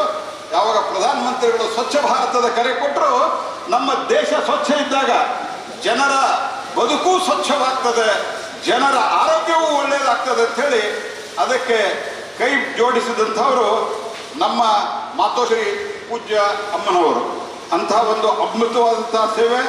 2001ನೇ ಇಸ್ವಿಯಿಂದ ಅಮ್ಮ ಅವರ ಜನ್ಮದಿನದಂದು ನೀಡಲಾಗುವ ಕೀರ್ತಿ ಪುರಸ್ಕಾರಕ್ಕೆ ಅಚ್ಯುತನ್ ನಂಬೂದಿರಿ ಅವರು, SL ಭೈರಪ್ಪ ಅಂತ ಮಹನೀಯರಿಗೆ ಪ್ರಶಸ್ತಿ ಕೊಟ್ಟು ಅವರಿಗೆ ಅಮ್ಮ ಅವರಿಗೆ ಗಾಂಧಿ ಕಿಂಗ್ ಪ್ರಶಸ್ತಿ, ಹಿಂದೂ ಪಾರ್ಲಿಮೆಂಟಿನ ಪ್ರಥಮ ವಿಶ್ವ ಪ್ರಶಸ್ತಿ, ಈ ರೀತಿ ಹಲವಾರು ಪ್ರಶಸ್ತಿಗಳನ್ನು ಪಡೆಯುವುದರ ಮೂಲಕ ಇವತ್ತು ಮಹಿಳಾ ಸಬಲೀಕರಣಕ್ಕಾಗಿ ಅನೇಕ ರೀತಿಯಾದಂತಹ ಕೆಲಸವನ್ನು ಮಾಡಿ ಒಬ್ಬ ಸಾಮಾನ್ಯ ಬಡ ಮೀನುಗಾರರ ಮಗಳಾಗಿ ಹುಟ್ಟಿ ಇವತ್ತು ಜಾತಿ ಮತ ಭೇದ ಇಲ್ಲಲಾರದೆ, ಮೇಲು ಕೀಳು ಅನ್ನುವಂಥ ಯಾವುದೇ ಭಾವನೆ ಇರಲಾರದೆ ಪ್ರತಿಯೊಬ್ಬರು ಬಂದು ಅಮ್ಮನ ಪಾದಕ್ಕೆ ಎರಗ್ತಾರೆ ಅಂತಂದ್ರೆ ವ್ಯಕ್ತಿತ್ವವನ್ನು ದೊಡ್ಡದು ಮಾಡಿಕೊಂಡ್ರೆ ವ್ಯಕ್ತಿ ಎಲ್ಲಿಂದ ಎಲ್ಲಿಗೆ ಮುಟ್ಟಬಲ್ಲ ಅನ್ನೋದಕ್ಕೆ ನಮ್ಮ ತಾಯಿ, ನಮ್ಮ ಅಮ್ಮ ಒಂದು ಉದಾಹರಣೆ ಅಂತ ಭಾವಿಸಿ ಬಹಳಷ್ಟು ಸಮಯ ಆಗಿರೋದ್ರಿಂದ ನನಗೆ ತಿಳಿದಂಥ 4 ಮಾತುಗಳನ್ನು ಹೇಳಿದ್ದೇನೆ. ಇವತ್ತು ಜಗತ್ತಿನ ಅತ್ಯಂತ ಪ್ರಮುಖ ರಾಷ್ಟ್ರಗಳಲ್ಲಿ ಭಾರತ ಒಂದಾಗ್ತಾ ಇರಬೇಕಾದ್ರೆ ಇಂಥ ಕೆಟ್ಟ ಪರಿಸ್ಥಿತಿಯಲ್ಲೂ ಮತ್ತೆ ನಾನು ಬೆಳಿಗ್ಗೆ ಭೇಟಿಯಾಗಿದ್ದೆ. ನಾನು ಕೇಳಿದೆ ಅಮ್ಮನಿಗೆ ತಾವು ಆಶೀರ್ವಾದ ಮಾಡ್ರಿ ಅಂತ. ಅಮ್ಮ ಹೇಳಿದರು, ನೀವು ಅತ್ಯಂತ ಇವತ್ತು ಕಠಿಣ ಪರಿಸ್ಥಿತಿಯಲ್ಲಿ ಮೋದಿಯವರ ನೇತೃತ್ವದಲ್ಲಿ ಸರ್ಕಾರ ನಡೆಸ್ತಾ ಇದ್ದೀರಿ. ಜಗತ್ತಿನಲ್ಲೆಲ್ಲ ಕಷ್ಟ ಇದೆ, ಭಾರತೀಯರಿಗೆ ಕಷ್ಟ ಆಗಲಾರದಂತೆ ನೀವೆಲ್ಲರೂ ಪರಿಶ್ರಮವನ್ನು ಪಡ್ರಿ, ನಾನು ನಿಮ್ಮ ಜೊತೆಗಿದ್ದೇನೆ, ನಮ್ಮ ದೇಶದ ಜನರಿಗೆ ಕಷ್ಟ ಆಗಬಾರದು ಅನ್ನುವಂಥ ಆಶೀರ್ವಾದವನ್ನು ಮಾಡಿದರು. ನಮಗೆ ಆಶೀರ್ವಾದ ಕೊಡಿ ಅಂತ ಹೇಳಿದ್ರೆ ಯಾವರಿಗೂ ದೇಶದಲ್ಲಿರುವಂಥವ್ರಿಗೆ ಕಷ್ಟ ಆಗಬಾರದು, ಆ ರೀತಿಯಾದಂಥ ಕೆಲಸವನ್ನು ಮಾಡಿರಿ, ಆ ರೀತಿಯಾದಂತಹ ಶಕ್ತಿ ಸನ್ಮಾನ್ಯ ಪ್ರಧಾನಮಂತ್ರಿಗಳಿಗೆ ಕೊಡ್ಲಿ ಅಂತ ನಾನು ಆಶೀರ್ವಾದ ಮಾಡ್ತೀನಿ ಅಂತ ಹೇಳಿದ್ರು. ನನ್ನ ಮನಸ್ಸಿನಲ್ಲಿ ಭಾವನೆ ತುಂಬಿ ಬಂತು. ಯಾಕಂದ್ರೆ ಸ್ವಂತಕ್ಕೆ ಇವತ್ತಿನ ಅನೇಕ ಸ್ವಾಮಿ ಸನ್ಯಾಸಿಗಳನ್ನು ಹಿಡ್ಕೊಂಡು ನಾನು ಯಾರನ್ನು ಟೀಕೆ ಮಾಡ್ತಾ ಇಲ್ಲ. ಅವ್ರ ಕಡೆ ಹೋದಾಗ ನಮಗೆ ಸರ್ಕಾರದಿಂದ ಏನಾದರೂ ಕೊಡಿಸ್ರಿ ಅಂತ ಕೇಳ್ತಾರೆ. ಅಮ್ಮ ಹೇಳಿದ್ರು, ನಾನೇನು ಮಾಡ್ಬೇಕು ಹೇಳ್ರಿ, ನನ್ನ ದೇಶದ ಜನ ಸಫರ್ ಆಗ್ಬಾರ್ದು, ನಮ್ಮ ದೇಶದ ಜನ ತೊಂದರೆ ಆಗ್ಬಾರ್ದು, ಇದನ್ನೇ ಸನ್ಮಾನ್ಯ ಪ್ರಧಾನಮಂತ್ರಿಯವರಿಗೆ ತಿಳಿಸ್ರಿ. ನನಗೆ 93ರಿಂದ ಪ್ರಧಾನಮಂತ್ರಿಗಳು ಸತತವಾಗಿ ಭೇಟಿ ಆಗ್ತಾ ಇದ್ದಾರೆ ಅನ್ನುವಂಥ ಮಾತನ್ನು ಹೇಳಿದರು. ಇಂಥ ತ್ಯಾಗಮಯವಾದಂಥ ಒಬ್ಬ ಸನ್ಯಾಸಿನಿಯನ್ನ ನಾನು ಪ್ರಥಮ ಬಾರಿಗೆ ದರ್ಶನವನ್ನು ಮಾಡಿದ್ದೇನೆ ಸ್ನೇಹಿತರೆ. ನಾನು ಅನ್ಕೋತೇನೆ ನನ್ನ 63 ವರ್ಷದಲ್ಲಿ ನಾನು ಅತ್ಯಂತ ಇಷ್ಟು ದಿವಸ ಭೇಟಿಯಾಗಲಿಕ್ಕೆ ಆಗಲಿಲ್ಲ. ಆದರೆ ಅವರ ಭೇಟಿಯ ಒಂದು ಕ್ಷಣದ ಭೇಟಿಯಲ್ಲಿ ಅವರ ಬಗ್ಗೆ ಅಪಾರವಾದಂಥ ಭಕ್ತಿ ನನ್ನ ಮನಸ್ಸಿನಲ್ಲಿ ಮೂಡಿದೆ. ಯಾಕಂದರೆ ಅವರೊಬ್ಬ ತ್ಯಾಗಮಯವಾದಂಥ ತಾಯಿ, ನಮ್ಮೆಲ್ಲರಿಗೂ ತಾಯಿ, ದೇಶಕ್ಕೆ ತಾಯಿ, ಜಗತ್ತಿಗೆ ತಾಯಿ. ಆ ತಾಯಿ 100 ವರ್ಷಗಳ ಕಾಲ ಹೆಚ್ಚು ಬಾಳಿ ಈ ಜಗತ್ತನ್ನ, ಈ ದೇಶವನ್ನು ಜೊತೆಗೆ ಆಶೀರ್ವಾದ ಮಾಡಲಿ ಅಂತ ಹಾರೈಸಿ ಅವರಿಗೆ ನನ್ನ ಮಾತನ್ನು ಅವರ ಪಾದಾರವಿಂದದಲ್ಲಿ ಅರ್ಪಿಸಿ ನನ್ನ ಮಾತನ್ನು ಮುಕ್ತಾಯ ಮಾಡ್ತೇನೆ. ನಮಸ್ಕಾರ. ಅಧ್ಯಕ್ಷರಾದ ಶ್ರೀ UT ಖಾದರ್ ಫರೀದ್ ಅವರನ್ನು ತಮ್ಮ ಆಶಯಭರಿತ ನುಡಿಗಳನ್ನು ಹಂಚಿಕೊಳ್ಳಲು ಸಾದರವಾಗಿ ಆಹ್ವಾನಿಸುತ್ತೇವೆ. ಅತ್ಯಂತ ಸಂತೋಷವಾಗ್ತಿದೆ ಇವತ್ತಿನ ಈ ಕಾರ್ಯಕ್ರಮದಲ್ಲಿ ಭಾಗವಹಿಸಲಿಕ್ಕೆ. ಮಾತಾ ಅಮೃತಮಯಿ ಅಮ್ಮನವರ ಈ ಒಂದು ಆಶೀರ್ವಾದ, ಈ ಒಂದು ಕಾರ್ಯಕ್ರಮದಲ್ಲಿ ಭೇಟಿ ಕೊಟ್ಟು ಅಮ್ಮನವರ ಮತ್ತು ನಿಮ್ಮೆಲ್ಲರ ಆಶೀರ್ವಾದ ಪಡೆಯುವಂಥ ಅವಕಾಶ ಸಿಕ್ಕಿದರೆ ಅದು ನನಗೆ ದೇವರು ಕೊಟ್ಟಂಥ ಭಾಗ್ಯ ಅಂತ ಬಲ ಸಂತೋಷ ಅಂತ ಹೇಳಲಿಕ್ಕೆ ನಾನು ಇವತ್ತು ಬಯಸ್ತೇನೆ. ನಾನು ಬಹುಶಃ ಇವತ್ತು ನಮಗೆ ಕೂಡ ಪವಿತ್ರವಾದ ಬಕ್ರೀದ್ ಹಬ್ಬ. ಈ ಬಕ್ರೀದ್ ಹಬ್ಬವನ್ನು ನಾನು ಬಹುಶಃ ನಮ್ಮ ಮನೆಯವರ ಜೊತೆ ಇವತ್ತು ಆಚರಿಸುವ ಬದಲು ಅಮ್ಮನವರ ಸನ್ನಿಧಿಯಲ್ಲಿ ಬಂದು ನಿಮ್ಮ ಧ್ಯಾನ ಮತ್ತು ಮಾಡಬೇಕಾದ್ರೆ ಬಹುಶಃ ಅಮ್ಮನವರ ಪ್ರೀತಿ, ವಿಶ್ವಾಸ ಮತ್ತು ನಿಮ್ಮೆಲ್ಲರ ಪ್ರೀತಿಯಕ್ಕೆ ಪ್ರಮುಖವಾದ ಕಾರಣ ಅಂತ ಕೂಡ ಹೇಳಲಿಕ್ಕೆ ನಾನು ಇವತ್ತು ಬಯಸ್ತೇನೆ. ಯಾಕೆಂತ ಹೇಳಿದರೆ ಬಹುಶಃ ಇವತ್ತು ಈ ಒಂದು ಕಾರ್ಯಕ್ರಮ ಭವಿಷ್ಯ ದಿನದಲ್ಲಿ ನಮ್ಮ ಸಮಾಜಕ್ಕೆ ಮತ್ತು ರಾಜ್ಯಕ್ಕೆ ದೇಶಕ್ಕೆ ಒಟ್ಟು ಬಹಳಷ್ಟು ಒಳಿತಾಗುವ ಕಾರ್ಯಕ್ರಮವನ್ನೇ ಇವತ್ತು ಹಮ್ಮಿಕೊಂಡಿದ್ದಾರೆ ಅಂತ ಹೇಳಲಿಕ್ಕೆ ನಾನು ಇವತ್ತು ಇಚ್ಛಿಸುವಂಥದ್ದು. ನಾನು ಬಹುಶಃ ಇವತ್ತು ಬೆಳಿಗ್ಗೆ ಬಂದು ಅಮ್ಮನವ್ರ ಜೊತೆ ಒಂದು 10 ನಿಮಿಷ ಮಾತಾಡಿದ ಸಂದರ್ಭದಲ್ಲಿ ನನ್ನ ತಾಯಿ ತೀರಿ ಹೋಗಿ 23 ವರ್ಷ ಆಯಿತು. ಬಹುಶಃ ಅಮ್ಮನವರ ಮುಂದೆ ಕೂತ್ಕೊಂಡು ಆ ಮಾತಾಡೋ ಸಂದರ್ಭದಲ್ಲಿ ಅಮ್ಮನವರ ಆ ಕರುಣಾಮಯನ್ನು ನೋಡ್ತಾ ಪ್ರೀತಿಯ ಮಾತುಗಳು ಮತ್ತು ನಮ್ಮ ಹೃದಯನ್ನು ತೆರೆದಿಡುವಂಥ ಕೆಲವು ಮಾತುಗಳು ಕೇಳಿದಾಗ ಹೇಗೆ ನನ್ನ ಸ್ವಂತ ಅಮ್ಮ ನನಗೆ ಉಪದೇಶ ಮಾಡ್ತಿದ್ರ ಸಾಕ್ಷಾತ್ ಅದೇ ನಮ್ಮ ಕಣ್ಣ ಮುಂದೆ ಬಂದು ಬಹುಶಃ ನಮಗೆ ವಿಚಾರ ಕೂಡ ಆಗಿದೆ ಅಂತ ಹೇಳಲಿಕ್ಕೆ ನಾನು ಇವತ್ತು ಬಯಸ್ತೇನೆ. ಅಮ್ಮನವ್ರ ಬಗ್ಗೆ ನಾವು ಏನು ಹೇಳಲಿಕ್ಕೆ ಇಲ್ಲ, ಯಾಕೆಂದರೆ ನಾವು ನಿಮ್ಮಿಂದ ಮತ್ತು ಅವರಿಂದ ನಾವು ಭಾಳಷ್ಟು ಕಲೀಲಿಕ್ಕಿದೆ ಅಂತ ಹೇಳಲಿಕ್ಕೆ ನಾನು ಬಯಸುವಂಥದ್ದು. ಅಮ್ಮನವ್ರ ಜೊತೆ ಮಾತಾಡುವಾಗ ಒಂದು ಮಾತನ್ನು ಹೇಳಿದ್ದು, ನಮ್ಮ ಜೀವನ ಹೇಗೆಂತ ಹೇಳಿದರೆ ಅದು ನಮ್ಮ ಬಹುಶಃ ಪ್ಯಾರಾಚೂಟ್ ಇದ್ದ ರೀತಿಯಲ್ಲಿ ಅಂತೆ. ನಮ್ಮ ಹೃದಯ ಅದು ಪ್ಯಾರಾಚೂಟ್ ಅಂತೆ. ಯಾಕೆಂದರೆ ನಮ್ಮ ಹೃದಯ ಪ್ಯಾರಾಚೂಟ್ ಥರ ಓಪನ್ ಆದರೆ ನಾವು ಮೇಲೆ ಹೋಗ್ತೇವೆ. ಅದೇ ರೀತಿ ನಮ್ಮ ಹೃದಯ ಓಪನ್ ಆದರೆ ಮಾತ್ರ ನಾವು ಜೀವನದಲ್ಲಿ ಮೇಲೆ ಹೋಗ್ಲಿಕ್ಕೆ ಸಾಧ್ಯವಾಗ್ತದೆ ಅಂತ ಮಾತನ್ನು ಬಹಳ ಸ್ಪಷ್ಟವಾಗಿ ಹೇಳುವಂಥ ಅವಕಾಶ ಆಗಿದೆ. ಇಲ್ಲಿ ತಾವೆಲ್ಲ ಬಂದವರು ಕೂಡ ಪ್ಯಾರಾಚೂಟ್ ಓಪನ್ ಆಗಿ ಇಲ್ಲಿ ಬಂದು ಲ್ಯಾಂಡ್ ಆಗಿದೆ ಅಂತ ನನಗೆ ಗೊತ್ತಿದೆ. ಅದು ಇಲ್ಲಿ ಬಂದು ಅಮ್ಮನವ್ರ ಮಾತಕ್ಕೆ ಕೇಳಿದರೆ ಮತ್ತೆ ಮರ್ತೋಗ್ಬಾರ್ದಲ್ಲ, ಅದು ಕರೆಕ್ಟಾಗಿ ಇರಬೇಕಂತ ಹೇಳಿಕೊಂಡೆ ಅಮ್ಮನವರ ಮಾತುಗಳು ನಮಗೆ ಆಗಾಗ ಅಗತ್ಯ ಅಂತ ಕೂಡ ನಾನು ಹೇಳಲಿಕ್ಕೆ ನಾನು ಇವತ್ತು ಇಚ್ಛಿಸ್ತೇನೆ. ಅದಕ್ಕಾಗಿ ಬಹುಶಃ ನಾನು ಈ ಒಂದು ಕಾರ್ಯಕ್ರಮ ಬಹುಶಃ ಸರ್ವರಿಗೂ ಕೂಡ ದೊಡ್ಡ ಮಟ್ಟದ ಆ ಒಂದು ಬದಲಾವಣೆ ತರುವಂಥ ಕಾರ್ಯಕ್ರಮ ಇವತ್ತು ಆಗಿದೆ. ನಾನು ಯಾವಾಗಲೂ ಮಾತು ಹೇಳ್ತಾ ಇರ್ತೇನೆ, ಯಾವುದೇ ಒಂದು ಸಮಾಜ ಮತ್ತು ಮಾನವ ಕುಲವನ್ನು ಬದಲಿಸಬೇಕಾದರೆ ಅದು ಅಧಿಕಾರದಿಂದ ಮತ್ತು ಹಣದಿಂದ ಸಾಧ್ಯವಿಲ್ಲ. ಒಂದು ಮಾನವ ಕುಲವನ್ನು ಬದಲಾವಣೆ ಮಾಡಬೇಕಾದ್ರೆ ಹಣದಿಂದ ಮತ್ತು ಅಧಿಕಾರದಿಂದ ಖಂಡಿತವಾಗಿ ಯಾರಿಂದಲೂ ಬದಲಾವಣೆ ಸಾಧ್ಯ ಇಲ್ಲ. ಅಮ್ಮನಂಥವರ ಆಧ್ಯಾತ್ಮಿಕ, ಧಾರ್ಮಿಕ, ಶೈಕ್ಷಣಿಕ ಮುಖಂಡಗಳಿಂದಲೇ ಬಹುಶಃ ಮಾನವ ಕುಲವನ್ನು ಇವತ್ತು ಬದಲಾವಣೆ ಹಿಂದಿನ ಮಹಾಪುರುಷರು ಇವತ್ತು ಬದಲಾವಣೆ ಮಾಡಿಕೊಂಡು ಇವತ್ತು ಬಂದಿದ್ದಾರೆ. ಅದರ ನೇತೃತ್ವವನ್ನು ಇವತ್ತು ಅಮ್ಮನವರು ಹಮ್ಮಿಕೊಂಡಿದ್ದಾರೆ. ಅವರೆಲ್ಲ ಮಾತು ಮತ್ತು ಅವರೆಲ್ಲ ಸೇವೆ ಕೂಡ ಇವತ್ತು ನಿಸ್ವಾರ್ಥವಾದ ಸೇವೆ ಮತ್ತು ಆ ಒಂದು ಜನರಿಗೆ ಪ್ರಯೋಜನ ಆಗುವಂಥದ್ದು ಮತ್ತು ಕರುಣಾಮಯಿ ಆಗಿರುವಂಥದ್ದು ಮತ್ತು ಉಪಕಾರ ಆಗುವಂಥ ಎಲ್ಲ ಮಟ್ಟದ ಸೇವೆ ಎಲ್ಲರಿಗೂ ಕೂಡ ದೊಡ್ಡ ಮಟ್ಟದ ಪ್ರೇರಣೆ ಮತ್ತು ಪ್ರೋತ್ಸಾಹ ಅಂತ ಹೇಳಲಿಕ್ಕೆ ನಾನು ಸೂಚಿಸ್ತೇನೆ. ಅದಕ್ಕಾಗಿ ಇವತ್ತಿನ ಆಧುನಿಕ ಮತ್ತು ತಂತ್ರಜ್ಞಾನ ಕಾಲಘಟ್ಟದಲ್ಲಿ ನಮಗೆ ವಿದ್ಯೆಗಿಂತ ಮೌಲ್ಯಾಧಾರಿತ ಒಂಥರ ಅಗತ್ಯವಾಗಿ ಇವತ್ತು ಬೇಕಾಗ್ತದೆ. ನಮಗೆ ಬುದ್ಧಿವಂತರಿಂದ ಕರುಣಾಮಯಿಗಳು ಜಾಸ್ತಿ ಬೇಕಾಗುವಂಥ ವಿಚಾರ ಆಗ್ತದೆ. ನಮಗೆ ಅಧಿಕಾರದಿಂದ 11 ಹೆಚ್ಚಿನ ಜನರು ಈ ಸಮಾಜದಲ್ಲಿ ಬೇಕಾಗುವಂಥ ಅಗತ್ಯತೆ ನಮ್ಮ ಸಮಾಜ ಮತ್ತು ದೇಶಕ್ಕಿದೆ. ಆ ಒಂದು ಕೆಲಸವನ್ನೇ ಮಾತಾ ಅಮೃತಮಯಿ ಸಂಸ್ಥೆಯವರು ಅಮ್ಮನವರ ಮಾರ್ಗದರ್ಶನ ಇವತ್ತು ಮಾಡ್ತಾ ಇದ್ದಾರಂತ ಕೂಡ ನಾನು ಹೇಳಲಿಕ್ಕೆ ನಾನು ಇವತ್ತು ಇಚ್ಛಿಸುವಂಥದ್ದು. ಇವತ್ತಿನ ಆಧುನಿಕ ಮತ್ತು ತಂತ್ರಜ್ಞಾನ ಕಾಲದಲ್ಲಿ ಪಾಶ್ಚಾತ್ಯ ಸಂಸ್ಕೃತಿ ಎಷ್ಟೇ ಬರಲಿ, ಅದು ಜರ್ಮನಿ ಸಂಸ್ಕೃತಿ ಇರಲಿ, ಅದು ಅಮೆರಿಕ ಸಂಸ್ಕೃತಿ ಇರಲಿ, ಅದು ಇಂಗ್ಲೆಂಡ್ ಸಂಸ್ಕೃತಿ ಇರಲಿ, ಯಾವುದೇ ಸಂಸ್ಕೃತಿ ಕೂಡ ಭಾರತ ದೇಶ ಮತ್ತು ಕರಾವಳಿ ಸಂಸ್ಕೃತಿಯನ್ನು ಮೆಟ್ಟಿ ಹೋಗ್ಲಿಕ್ಕೆ ಯಾರು ಕೂಡ ಸಾಧ್ಯವಾಗಲಿಲ್ಲ. ಯಾಕೆಂತ ಹೇಳಿದರೆ ಇಂಥ ಆಧ್ಯಾತ್ಮಿಕವಾದ ಒಂದು ಕೆಲಸ ಕಾರ್ಯಗಳಿಂದ ನಮ್ಮ ಸಂಸ್ಕೃತಿ ಬಹಳ ಗಟ್ಟಿಮುಟ್ಟಾಗಿ ನಿತ್ಯ ಹೇಳಲಿಕ್ಕೆ ನಾನು ಇವತ್ತು ಬಯಸ್ತೇನೆ. ಅದಕ್ಕಾಗಿ ಬಹುಶಃ ಎಲ್ಲ ಕಾರ್ಯಕ್ರಮಗಳಿಗೆ ಒಂದು ದಿವಸದ ಕಾರ್ಯಕ್ರಮ ಮಾತ್ರ ಅಲ್ಲ, ಎಲ್ಲ ಕಾರ್ಯಕ್ರಮ ಕೂಡ ನಮ್ಮ ಸಮಾಜದ, ದೇಶದ, ಊರಿನ ಸಂಸ್ಕೃತಿ ಮತ್ತು ಪರಂಪರೆಯನ್ನು ನಾವು ಆಚರಿಸುವ ಜೊತೆಯಲ್ಲಿ ಇದನ್ನು ಯುವ ಜನಾಂಗ ಮಾತ್ರ ಅಲ್ಲ, ಮುಂದಿನ ವಿದ್ಯಾರ್ಥಿ ಸಮುದಾಯ ಮತ್ತು ಇನ್ನು ಯಾರು ಹುಟ್ಟಿ ಬರ್ತಾರೆ ಅವ್ರಿಗೆ ಇದನ್ನೆಲ್ಲ ವರ್ಗಾಯಿಸುವಂಥ ದೊಡ್ಡ ಮಟ್ಟದ ಒಂದು ಕಾರ್ಯಕ್ರಮವನ್ನು ಹೇಳಲಿಕ್ಕೆ ನಾನು ಇಚ್ಛಿಸುವಂಥದ್ದು. ಅದರ ಅಮ್ಮನ ಚಿಂತನೆ ಏನಿದೆ ಅದರ ರಾಯಭಾರಿಗಳಾಗಿ ಕೆಲಸ ಮಾಡೋ ಜವಾಬ್ದಾರಿ ಅದು ನಿಮ್ಮೆಲ್ಲರಿಗೂ ಇವತ್ತು ಜವಾಬ್ದಾರಿ ಆಗಿದೆ. ಆ ಒಂದು ಜವಾಬ್ದಾರಿ ನಾವೆಲ್ಲ ಕೂಡ ಹಮ್ಮಿಕೊಳ್ಳುವಂತ ಕೂಡ ನಾನು ಹೇಳಲಿಕ್ಕೆ ನಾನು ಇವತ್ತು ಬಯಸ್ತೇನೆ. ಬಹುಶಃ ನಾನು ಯಾವಾಗಲೂ ಮಾತು ಹೇಳ್ತಾ ಇರ್ತೇನೆ, ಧಾರ್ಮಿಕ ನಂಬಿಕೆ ಅದು ದೌರ್ಬಲ್ಯವಲ್ಲ. ಧಾರ್ಮಿಕ ನಂಬಿಕೆ ಅದು ನಮ್ಮ ಮಣ್ಣಿನ ದೊಡ್ಡ ಮಟ್ಟದ ಶಕ್ತಿ ಅಂತ ಹೇಳಲಿಕ್ಕೆ ನಾನು ಇವತ್ತು ಬಯಸ್ತೇನೆ. ಬಹುಶಃ ಪ್ರತಿಯೊಂದು ಧರ್ಮದ ಸಂದೇಶವೂ ಕೂಡ ಅದು ಇನ್ನೊಬ್ಬರ ಮನಸ್ಸಿಗೆ ಮತ್ತು ನೋವಿಗೆ ಗಾಯ ಮಾಡುವ ಕತ್ತೆ ಹಾಕಲಿಕ್ಕೆ ಸಾಧ್ಯನೇ ಇಲ್ಲ. ಪ್ರತಿಯೊಂದು ಧರ್ಮದ ಸಂದೇಶವೂ ಕೂಡ ಇನ್ನೊಬ್ಬರ ಮನಸ್ಸಿಗೆ ಮತ್ತು ಇನ್ನೊಬ್ಬರ ದೇಹಕ್ಕೆ ಅದು ಗಾಯದ ಗುಣ ಮಾಡುವಂಥ ಔಷಧಿ ಅಂತ ಹೇಳಲಿಕ್ಕೆ ನಾನು ಇವತ್ತು ಇಚ್ಛಿಸುವಂಥದ್ದು. ಆದರೆ ನಮ್ಮೆಲ್ಲರ ಸಂದೇಶ ಕೂಡ ಸರ್ವರು ಕೂಡ ಸಂತೋಷ ನೀಡುವಂಥ ಅವಕಾಶಕ್ಕಾಗಲಿ, ನಾವೆಲ್ಲರೂ ಕೂಡ ವಿಶ್ವಾಸ ಭಾರತವಾದ ಸಮಾಜ ಅಭಿವೃದ್ಧಿಯ ಕರ್ನಾಟಕ ಮತ್ತು ಬಲಿಷ್ಠದ ಭಾರತ ಕಟ್ಟುವಂಥ ಕನಸೇನಿದೆ ಅದಕ್ಕೆ ಪೂರಕವಾಗಿ ನಮ್ಮ ನೆನೆಯುವಂಥ ಕೆಲಸ ಆಗಲಿ ಅಂತ ಹೇಳಲಿಕ್ಕೆ ನಾನು ಇಚ್ಛಿಸ್ತೇನೆ. ನಾನು ಮತ್ತೊಮ್ಮೆ ನನ್ನ ಪರವಾಗಿ, ನನ್ನ ಊರಿನ ಪರವಾಗಿ, ರಾಜ್ಯ ಜನತೆಯ ಪರವಾಗಿ, ಕ್ಷೇತ್ರದ ಪರ ಮತ್ತು ನನ್ನ ಕುಟುಂಬದ ಪರವಾಗಿ ಅಭಿನಂದನೆ ಸಲ್ಲಿಸ್ತೇನೆ, ಧನ್ಯವಾದ ನಾನು ಅಮ್ಮನೊಳಗೆ ಸಲ್ಲಿಸ್ತೇನೆ. ಯಾಕೆಂತ ಹೇಳಿದರೆ ನನ್ನ ತಮ್ಮನ ಹೆಂಡತಿ ಅವರೀಗ ಗೈನಿಕ್ ಡಾಕ್ಟರ್, ದೊಡ್ಡ ಫೇಮಸ್ ಗೈನಿಕ್ ಆಂಕಾಲಜಿ ಡಾಕ್ಟರ್. ಇವತ್ತು ನನ್ನ ತಮ್ಮನ ಹೆಂಡತಿ ಇವತ್ತು ರಾಷ್ಟ್ರ ಮಟ್ಟದಲ್ಲೇ ಒಂದು ಅತ್ಯುತ್ತಮವಾದ ಗೈನಿಕ್ ಆಂಕಾಲಜಿ ಡಾಕ್ಟರ್ ಆಗಬೇಕಾದ್ರೆ ಅದು ಮಾತ್ರ ಅಮೃತಮಯ ಅವರ ವೈದ್ಯಕೀಯ ಕಾಲೇಜ್ ಅದಕ್ಕೆ ಪ್ರಮುಖವಾದ ಕಾರಣ ಅಂತ ಹೇಳಲಿಕ್ಕೆ ನಾನು ಇಚ್ಛಿಸುವಂಥದ್ದು. ಈಗಲ್ಲ 15 ವರ್ಷ ಮುಂಚೆ ಎಲ್ಲಿಯೂ ಕೂಡ ಕೋರ್ಸ್ ಇರಲಿಲ್ಲ. ಬರೀ ಇಂಡಿಯಾದಲ್ಲಿ 14 ಸೀಟ್ ಅದು ಬಹುಶಃ ಇಲ್ಲಿ ಅದು ಯಾವುದನ್ನು ನೋಡಿದ್ರೆ ಯಾರು ಪ್ರತಿಭಾವಿ ಅಲ್ಲಿ ಯಾವುದೊಂದು ಜಾತಿ ನೋಡಲಿಲ್ಲ, ಯಾವುದೇ ಧರ್ಮ ನೋಡಲಿಲ್ಲ, ಯಾವ ರಾಜ್ಯ ನೋಡಲಿಲ್ಲ, ಯಾವ ವರ್ಗ ನೋಡಲಿಲ್ಲ, ಯಾರು ಪ್ರತಿಭಾವಿತಿದ್ದಾರೆ ಅಂತೇಳಿ 14ರಲ್ಲಿ ಒಂದು ಸೀಟಲ್ಲಿ ಕೊಟ್ಟ ಕಾರಣ ಇವತ್ತು ಅವರು ರಾಷ್ಟ್ರ ಮಟ್ಟದಲ್ಲಿ ದೊಡ್ಡ ಮಟ್ಟದ ಡಾಕ್ಟರ್ ಪರಿವರ್ತನೆ ಆಗಬೇಕಾದ್ರೆ ಇದು ಒಂದು ಉದಾಹರಣೆ ಮಾತ್ರ. ಇಂಥ ಸಾವಿರ ಲಕ್ಷಾಂತರ ಮಕ್ಕಳಿಗೆ ಇವತ್ತು ಈ ದೇಶದಲ್ಲಿ ಉಪಕಾರ ಮಾಡುವ ಕೆಲಸ ಇವತ್ತು ಮಾತಾ ಅಮೃತಮಯ ಅವರ ಮಾರ್ಗದರ್ಶನ ಟ್ರಸ್ಟ್ನವರು ಇವತ್ತು ಮಾಡಿದ್ದಾರೆ. ನಮಗೆ ಅತ್ಯಂತ ಸಂತೋಷ. ಈ ಎಲ್ಲ ಕಾರ್ಯಕ್ರಮವು ಸಹ ಆಗಿಂದಾಗೆ ನಡೆಯುವಂಥ ಅವಕಾಶ ಇವತ್ತು ಆಗಲಿ. ನಾವೆಲ್ಲರೂ ಕೂಡ ನೆಮ್ಮದಿ, ಪ್ರೀತಿ, ವಿಶ್ವಾಸ, ಸೋದರತೆಯ ಜೀವನ ಸಾಗಿಸುವಂಥ ಅವಕಾಶ ಇವತ್ತು ಮಾಡುವಂಥ ಕೂಡ ಹೇಳಲಿಕ್ಕೆ ನಾನು ಇಚ್ಛಿಸ್ತೇನೆ.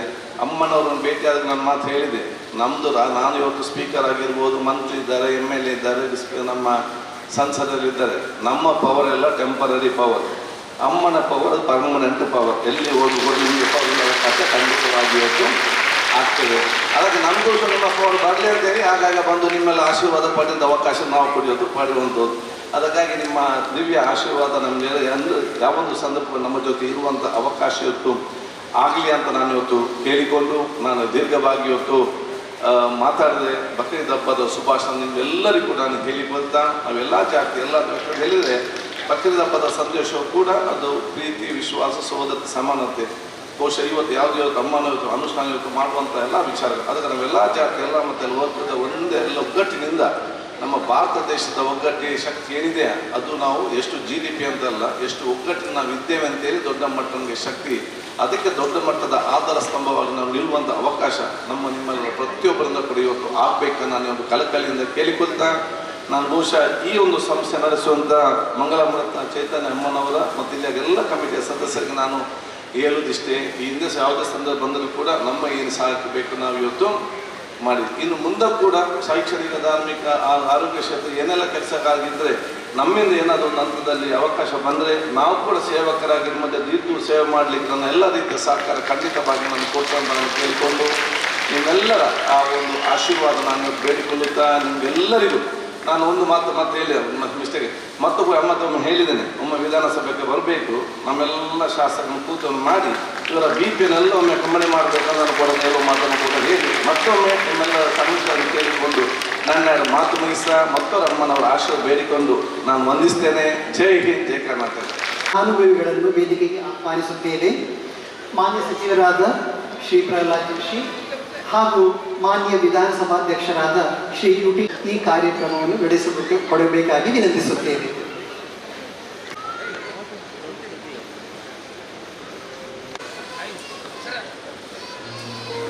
ಸಾಕ್ಷಿ ರಮೇಶ್ ಅವರ ಮಗಳು ಚಿಕ್ಕಮಗಳೂರು ಜಿಲ್ಲೆ, ಪ್ರತೀಕ್ಷಾ ಬಸವರಾಜ್ ಅವರ ಮಗಳು ಗದಗ ಜಿಲ್ಲೆ,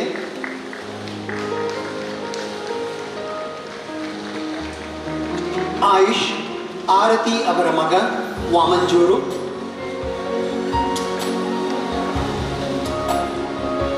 ಶಿವಕುಮಾರ್ ರಾಜಶೇಖರ್ ಅವರ ಮಗ ಬೀದರ ಜಿಲ್ಲೆ, ನಿರೂಪ ವಿಜಯಪುರ ಜಿಲ್ಲೆ,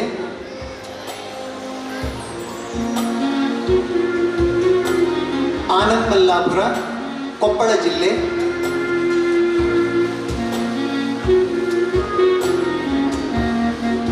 ಈಗ ಲಕ್ಷ್ಮೀಬಾಯಿ ಅವರ ಮಗಳು ಉಡುಪಿ ಜಿಲ್ಲೆ, ಅಬ್ದುಲ್ ಬಾರಿ ಕಾಜಲ್ ಲಸ್ಕರ್ ಅವರ ಮಗ ಅಸ್ಸಾಂ ರಾಜ್ಯ.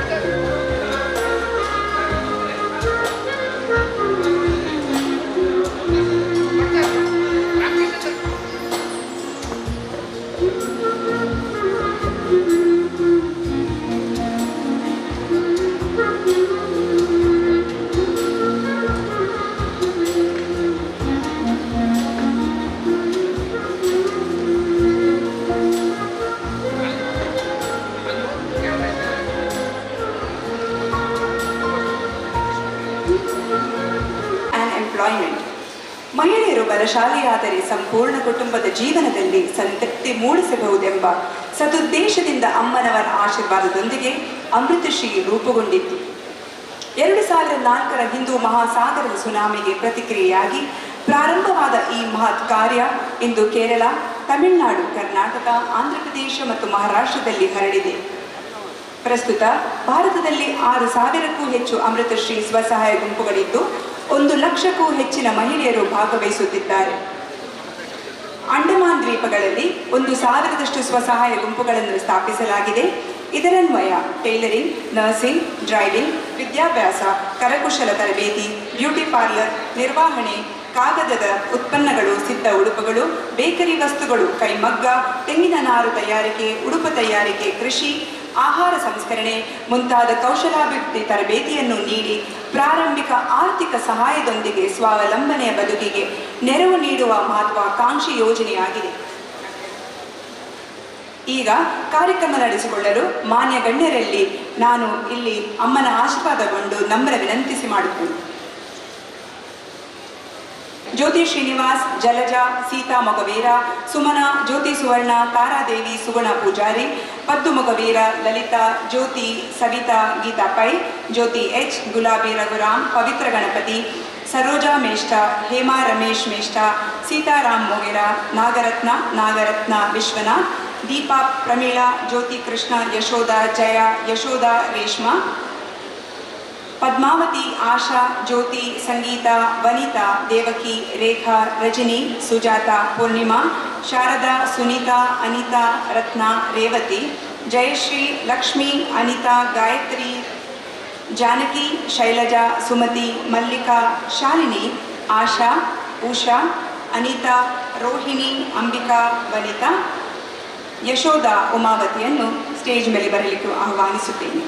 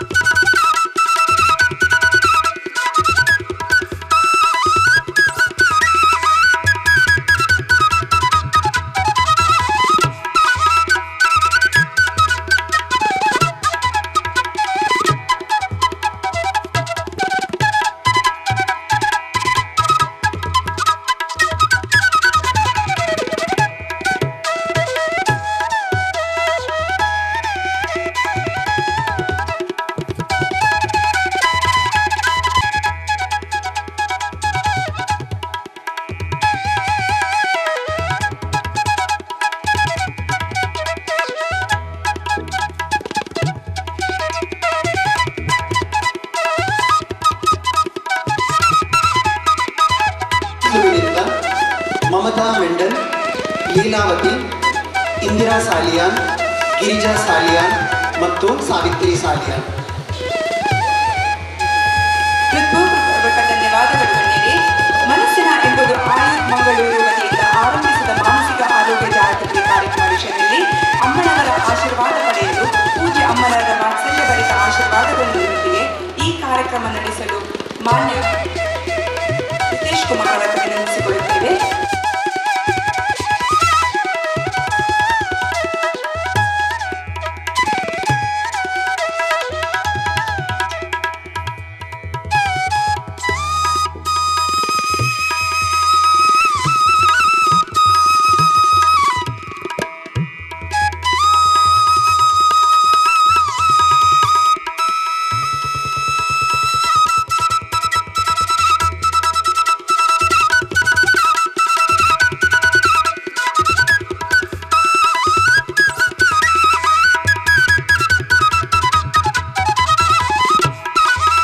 ಅಮ್ಮನವರ ಪಾದಾರವಿಂದಗಳಿಗೆ ವಂದಿಸುತ್ತಾ ಈ ಅಮೃತ ಸಂಗಮ 2026ರ ಸಭಾ ಕಾರ್ಯಕ್ರಮದ ವಂದನವಾಗಿ ಅಮ್ಮನವರು ಇಲ್ಲಿನ ಭಕ್ತರ ಈ ಕಾರ್ಯಕ್ರಮ ಆಯೋಜನೆ ಮಾಡಲು ಸಾಧ್ಯವಾಗಿದೆ. ಅಮ್ಮನವರ ಮಾನವೀಯ ಸೇವಾ ಯೋಜನೆಗಳ ಫಲಾಂತರ ಇದು ಸಾಧ್ಯವಾಯಿತು. ಆದುದರಿಂದ ಅಮ್ಮನವರಿಗೆ ಎಲ್ಲ ಪ್ರೀತಿಯ ಮಕ್ಕಳ ಪರವಾಗಿ ಹಿಂದಿನ ಕಾರ್ಯಕ್ರಮದಲ್ಲಿ ಆಮಂತ್ರಣಕ್ಕೆ ಸಕಾರಾತ್ಮಕ ಸ್ಪಂದನೆ ನೀಡಿ ಇಲ್ಲಿ ಬಂದು ಸೇವಾ ಯೋಜನೆಗಳ ವಿತರಣೆಗೈದು ನಮ್ಮನ್ನು ಉದ್ದೇಶಿಸಿ ಸ್ಫೂರ್ತಿಭರಿತ ಮಾತುಗಳನ್ನು ಆಡಿದ್ದೀರಿ. ತಮಗೂ ತುಂಬ ಹೃದಯದ ಕೃತಜ್ಞತೆಗಳನ್ನು ಅರ್ಪಿಸುತ್ತಿದ್ದೇನೆ. ಸನ್ಮಾನ್ಯ ಸಭಾಪತಿಗಳಾದ ಶ್ರೀ ಯುಟಿ ಖಾದರ್ ಫರೀದ್ ಅವರು ಅಮ್ಮನ ಬಗ್ಗೆ ಅಪಾರ ಗೌರವ ಹೊಂದಿದ್ದು ಅಮ್ಮನ ಪ್ರೀತಿಗೆ ಪಾತ್ರರಾಗಿದ್ದಾರೆ. ಅವರಿಗೂ ഹൃദയാന്തര ധന്യവാദಗಳು. ദക്ഷിണ മക്കളെല്ലാവരും കണ്ടതിൽ എനിക്ക് വളരെ സന്തോഷമുണ്ട്. ഇതൊരു ശരീര സംഭവം മാത്രമല്ല, മക്കളെല്ലാം സ്നേഹം കരങ്ങൾ വഴി ഒരു നദിയായി തീരുന്ന ഹൃദയങ്ങളുടെ സംഭവമാണ് നമുക്ക് കാണാനും അനുഭവിക്കാനും കഴിയുന്നത്. ജനനത്തിനും മരണത്തിനും മധ്യത്തിലുള്ള ഇടവേളയ്ക്ക് മധ്യത്തിലുള്ള ഇടവേളയ്ക്ക് ശേഷം മക്കളെല്ലാം പ്രകൃതിയോടും സഹജീവിയുടെ മനുഷ്യരോടും മരുജീവനമുള്ള നമ്മുടെ ധർമ്മത്തെയാണ് അമ്മ നല്ല ധർമ്മമെന്ന് പറഞ്ഞു. അപ്പോൾ ഇവിടെ നമ്മൾ അനവധി പാഠങ്ങൾ പഠിപ്പിച്ചു. പഠിപ്പിക്കാൻ ശ്രമിച്ചു എന്ന് പറയുന്നതായിരിക്കും നല്ലത്. സൃഷ്ടിയുടെ ആരംഭം മുതൽക്കുന്ന പ്രകൃതി അല്ലെങ്കിൽ ഈശ്വരശക്തി പല നല്ല പാഠങ്ങൾ പഠിപ്പിക്കാൻ തുടങ്ങിയായി. അവയെല്ലാം വേണ്ടവണ്ണം പഠിച്ചു നിന്ന് നമ്മൾ നേരിടുന്ന പല സങ്കീർണമായ പ്രശ്നങ്ങളും ഒഴിവാക്കാമായി. ഓരോ ആപത്തും മഹാമാരിയായിട്ട്, പ്രക്ഷോഭമായിട്ട്, കാലാവസ്ഥ വ്യതിയാനമായിട്ട് എല്ലാം പ്രധാനമായ 3 കാര്യങ്ങളാണ് നമ്മളോട് പറയുന്നത്. ഒന്ന് സഹകരണം, സഹൃദയം, ഒന്ന് സഹവാസം. മനുഷ്യരൊന്ന് സഹകരിച്ച് നീങ്ങാൻ പ്രകൃതിയുമായി സഹൃദയം പ്രാപിക്കുക, സസ്യസേനയുമായി സഹവാസം നടത്തുക. ഈ 3 കാര്യങ്ങൾ കുറേശ്ശെങ്കിലും പ്രാവർത്തികമാക്കണമെങ്കിൽ ജീവിതത്തിലെ എല്ലാ മേഖലകളും ബാധിക്കുമെന്ന്. സന്ധി സംഭാഷണങ്ങളുടെ കാര്യങ്ങൾ പരിഹരിക്കാൻ ശ്രമിക്കുന്നവരാണ് നമ്മൾ. ഇത്തരം ഒരു സമീപനമാണ് നമ്മൾ പ്രകൃതി സ്വീകരിച്ചിരിക്കുന്നത്. മനുഷ്യർ തമ്മിലും സമുദായങ്ങൾ തമ്മിലും രാഷ്ട്രീയ പാർട്ടി തമ്മിലും രാജ്യങ്ങൾ തമ്മിലും സംഘർഷമുണ്ടാകുന്ന സന്ധി സംഭാഷണം ഫലം ചെയ്തിരുന്നവരും പ്രകൃതിയുമായി അങ്ങനെ ധാരണ ഉണ്ടാക്കാൻ സാധിക്കും. അവിടെ അഹന്തപെടുന്നു തലതാഴ്ത്തി എളിമയോടുകൂടിയുള്ള സഹൃദയും ആരാധന ഭാവങ്ങളോട് മാത്രമേ നമുക്ക് ആ ഫലം ഉണ്ടാവുള്ളൂ. അത് പറയുമ്പോൾ ഓർക്കുന്ന കഥ, അച്ഛനും മോനും കൃഷി ചെയ്യായിരുന്നു. മോൻ ഒരു പാമ്പിനെ ചവിട്ടി പാമ്പ് കൊത്തി. ആ ദേഷ്യത്തിൽ അച്ഛനെ കൈ കത്തി വെച്ച് പാമ്പിനെ കെട്ടുകൊടുത്ത് പാമ്പ് അങ്ങനെ ഓടിപ്പോയി. മോൻ ബോധം കെട്ട് വീണ്. മോനെ ഹോസ്പിറ്റലിൽ കൊണ്ടുപോയി. മോൻ രക്ഷപ്പെട്ടു. പക്ഷെ ഒരു കാലം വളർന്നുപോയി. അച്ഛനെ ദേഷ്യം സഹിക്കറിയാതെ കത്തി കൊണ്ട് നടക്കാണ് പാമ്പിനെ വെട്ടി കൊല്ലാൻ വേണ്ടി. അങ്ങനെ നടന്നുകൊണ്ടിരിക്കുമ്പോൾ അവിടുത്തെ പടത്ത് പശുവിനെയും ഒരിടത്തെ വീണ്ടും കുത്തിക്കൊന്നു പാമ്പ്. അപ്പോഴും ദേഷ്യമായി നീന്തിയപ്പോൾ പാമ്പെടുത്തക്കാരനെ കൊണ്ട് നോക്കി കിട്ടിയില്ല. പിന്നെ ഇങ്ങനെ ദേഷ്യം എടുക്കുമ്പോൾ അടുത്ത പശുവിനെയും ആ പാമ്പ് കുത്തി. അപ്പം അദ്ദേഹം വല്ലാതെ വിഷമിച്ചു. കുറച്ച് പാലെടുത്തു. ഇനിയിപ്പോൾ എന്ത് ചെയ്യാനും മറ്റു നിർത്തിയില്ല. പാലെടുത്തുകൊണ്ട് വന്നു മാമ്പനെ വളർത്തി വെച്ചിട്ട് പറഞ്ഞു, നിങ്ങൾ കാരണം എൻ്റെ മോനെ കാലിളന്നു, ഞാൻ കാരണം നിങ്ങളുടെ പാലും പോയി. നീ കഴിഞ്ഞെല്ലാം മറക്കാൻ വരുന്നോ പറഞ്ഞത് സുഹൃത്തുക്കളാകാം. അതുകൊണ്ട് അങ്ങ് വന്ന് പാൽ കുടിക്കും. അപ്പം നിങ്ങൾ പാമ്പ് തിരിച്ച് അശ്ലീലൂടെ കേൾക്കുകയാണ്. ഞാൻ കാരണം നിങ്ങളുടെ കുട്ടിയുടെ മോൻ്റെ കാലിളന്നു, നിങ്ങൾക്കൊരിക്കലും മറക്കാൻ പറ്റില്ല. നിങ്ങൾ കാരണം എൻ്റെ വാലും പോയി, എനിക്കും മറക്കാൻ പറ്റുള്ളൂ. പാലെടുത്തോണ്ട് പോകും. ഇതുപോലെ ഒരാൾ മറ്റൊരാൾ ദ്രോഹിച്ചാൽ പുറത്താലും മനുഷ്യനും മറക്കില്ല. സാധാരണ ലോക നിയമമാണ്. പ്രകൃതി അങ്ങനെയല്ല, ക്ഷമയുടെ പര്യായമാണ്. അറിവില്ലായ്മ മക്കൾ തെറ്റുകയും അമ്മ ക്ഷമിക്കും. തലമുറകളായ മനുഷ്യൻ പ്രകൃതി ദ്രോഹിച്ചുകൊണ്ടിരിക്കുകയാണ്. അമ്മയെല്ലാം ക്ഷമിച്ചുകൊണ്ടിരിക്കുകയാണ്. ഇനി എങ്ങനെ ഉണ്ടാകുമെന്ന് തോന്നുന്നില്ല. കാരണം പ്രകൃതി സ്നേഹവും കാരണമൊക്കെ നമ്മൾ ദുർബലകളും പരിമിതികളും കാണുന്നത്.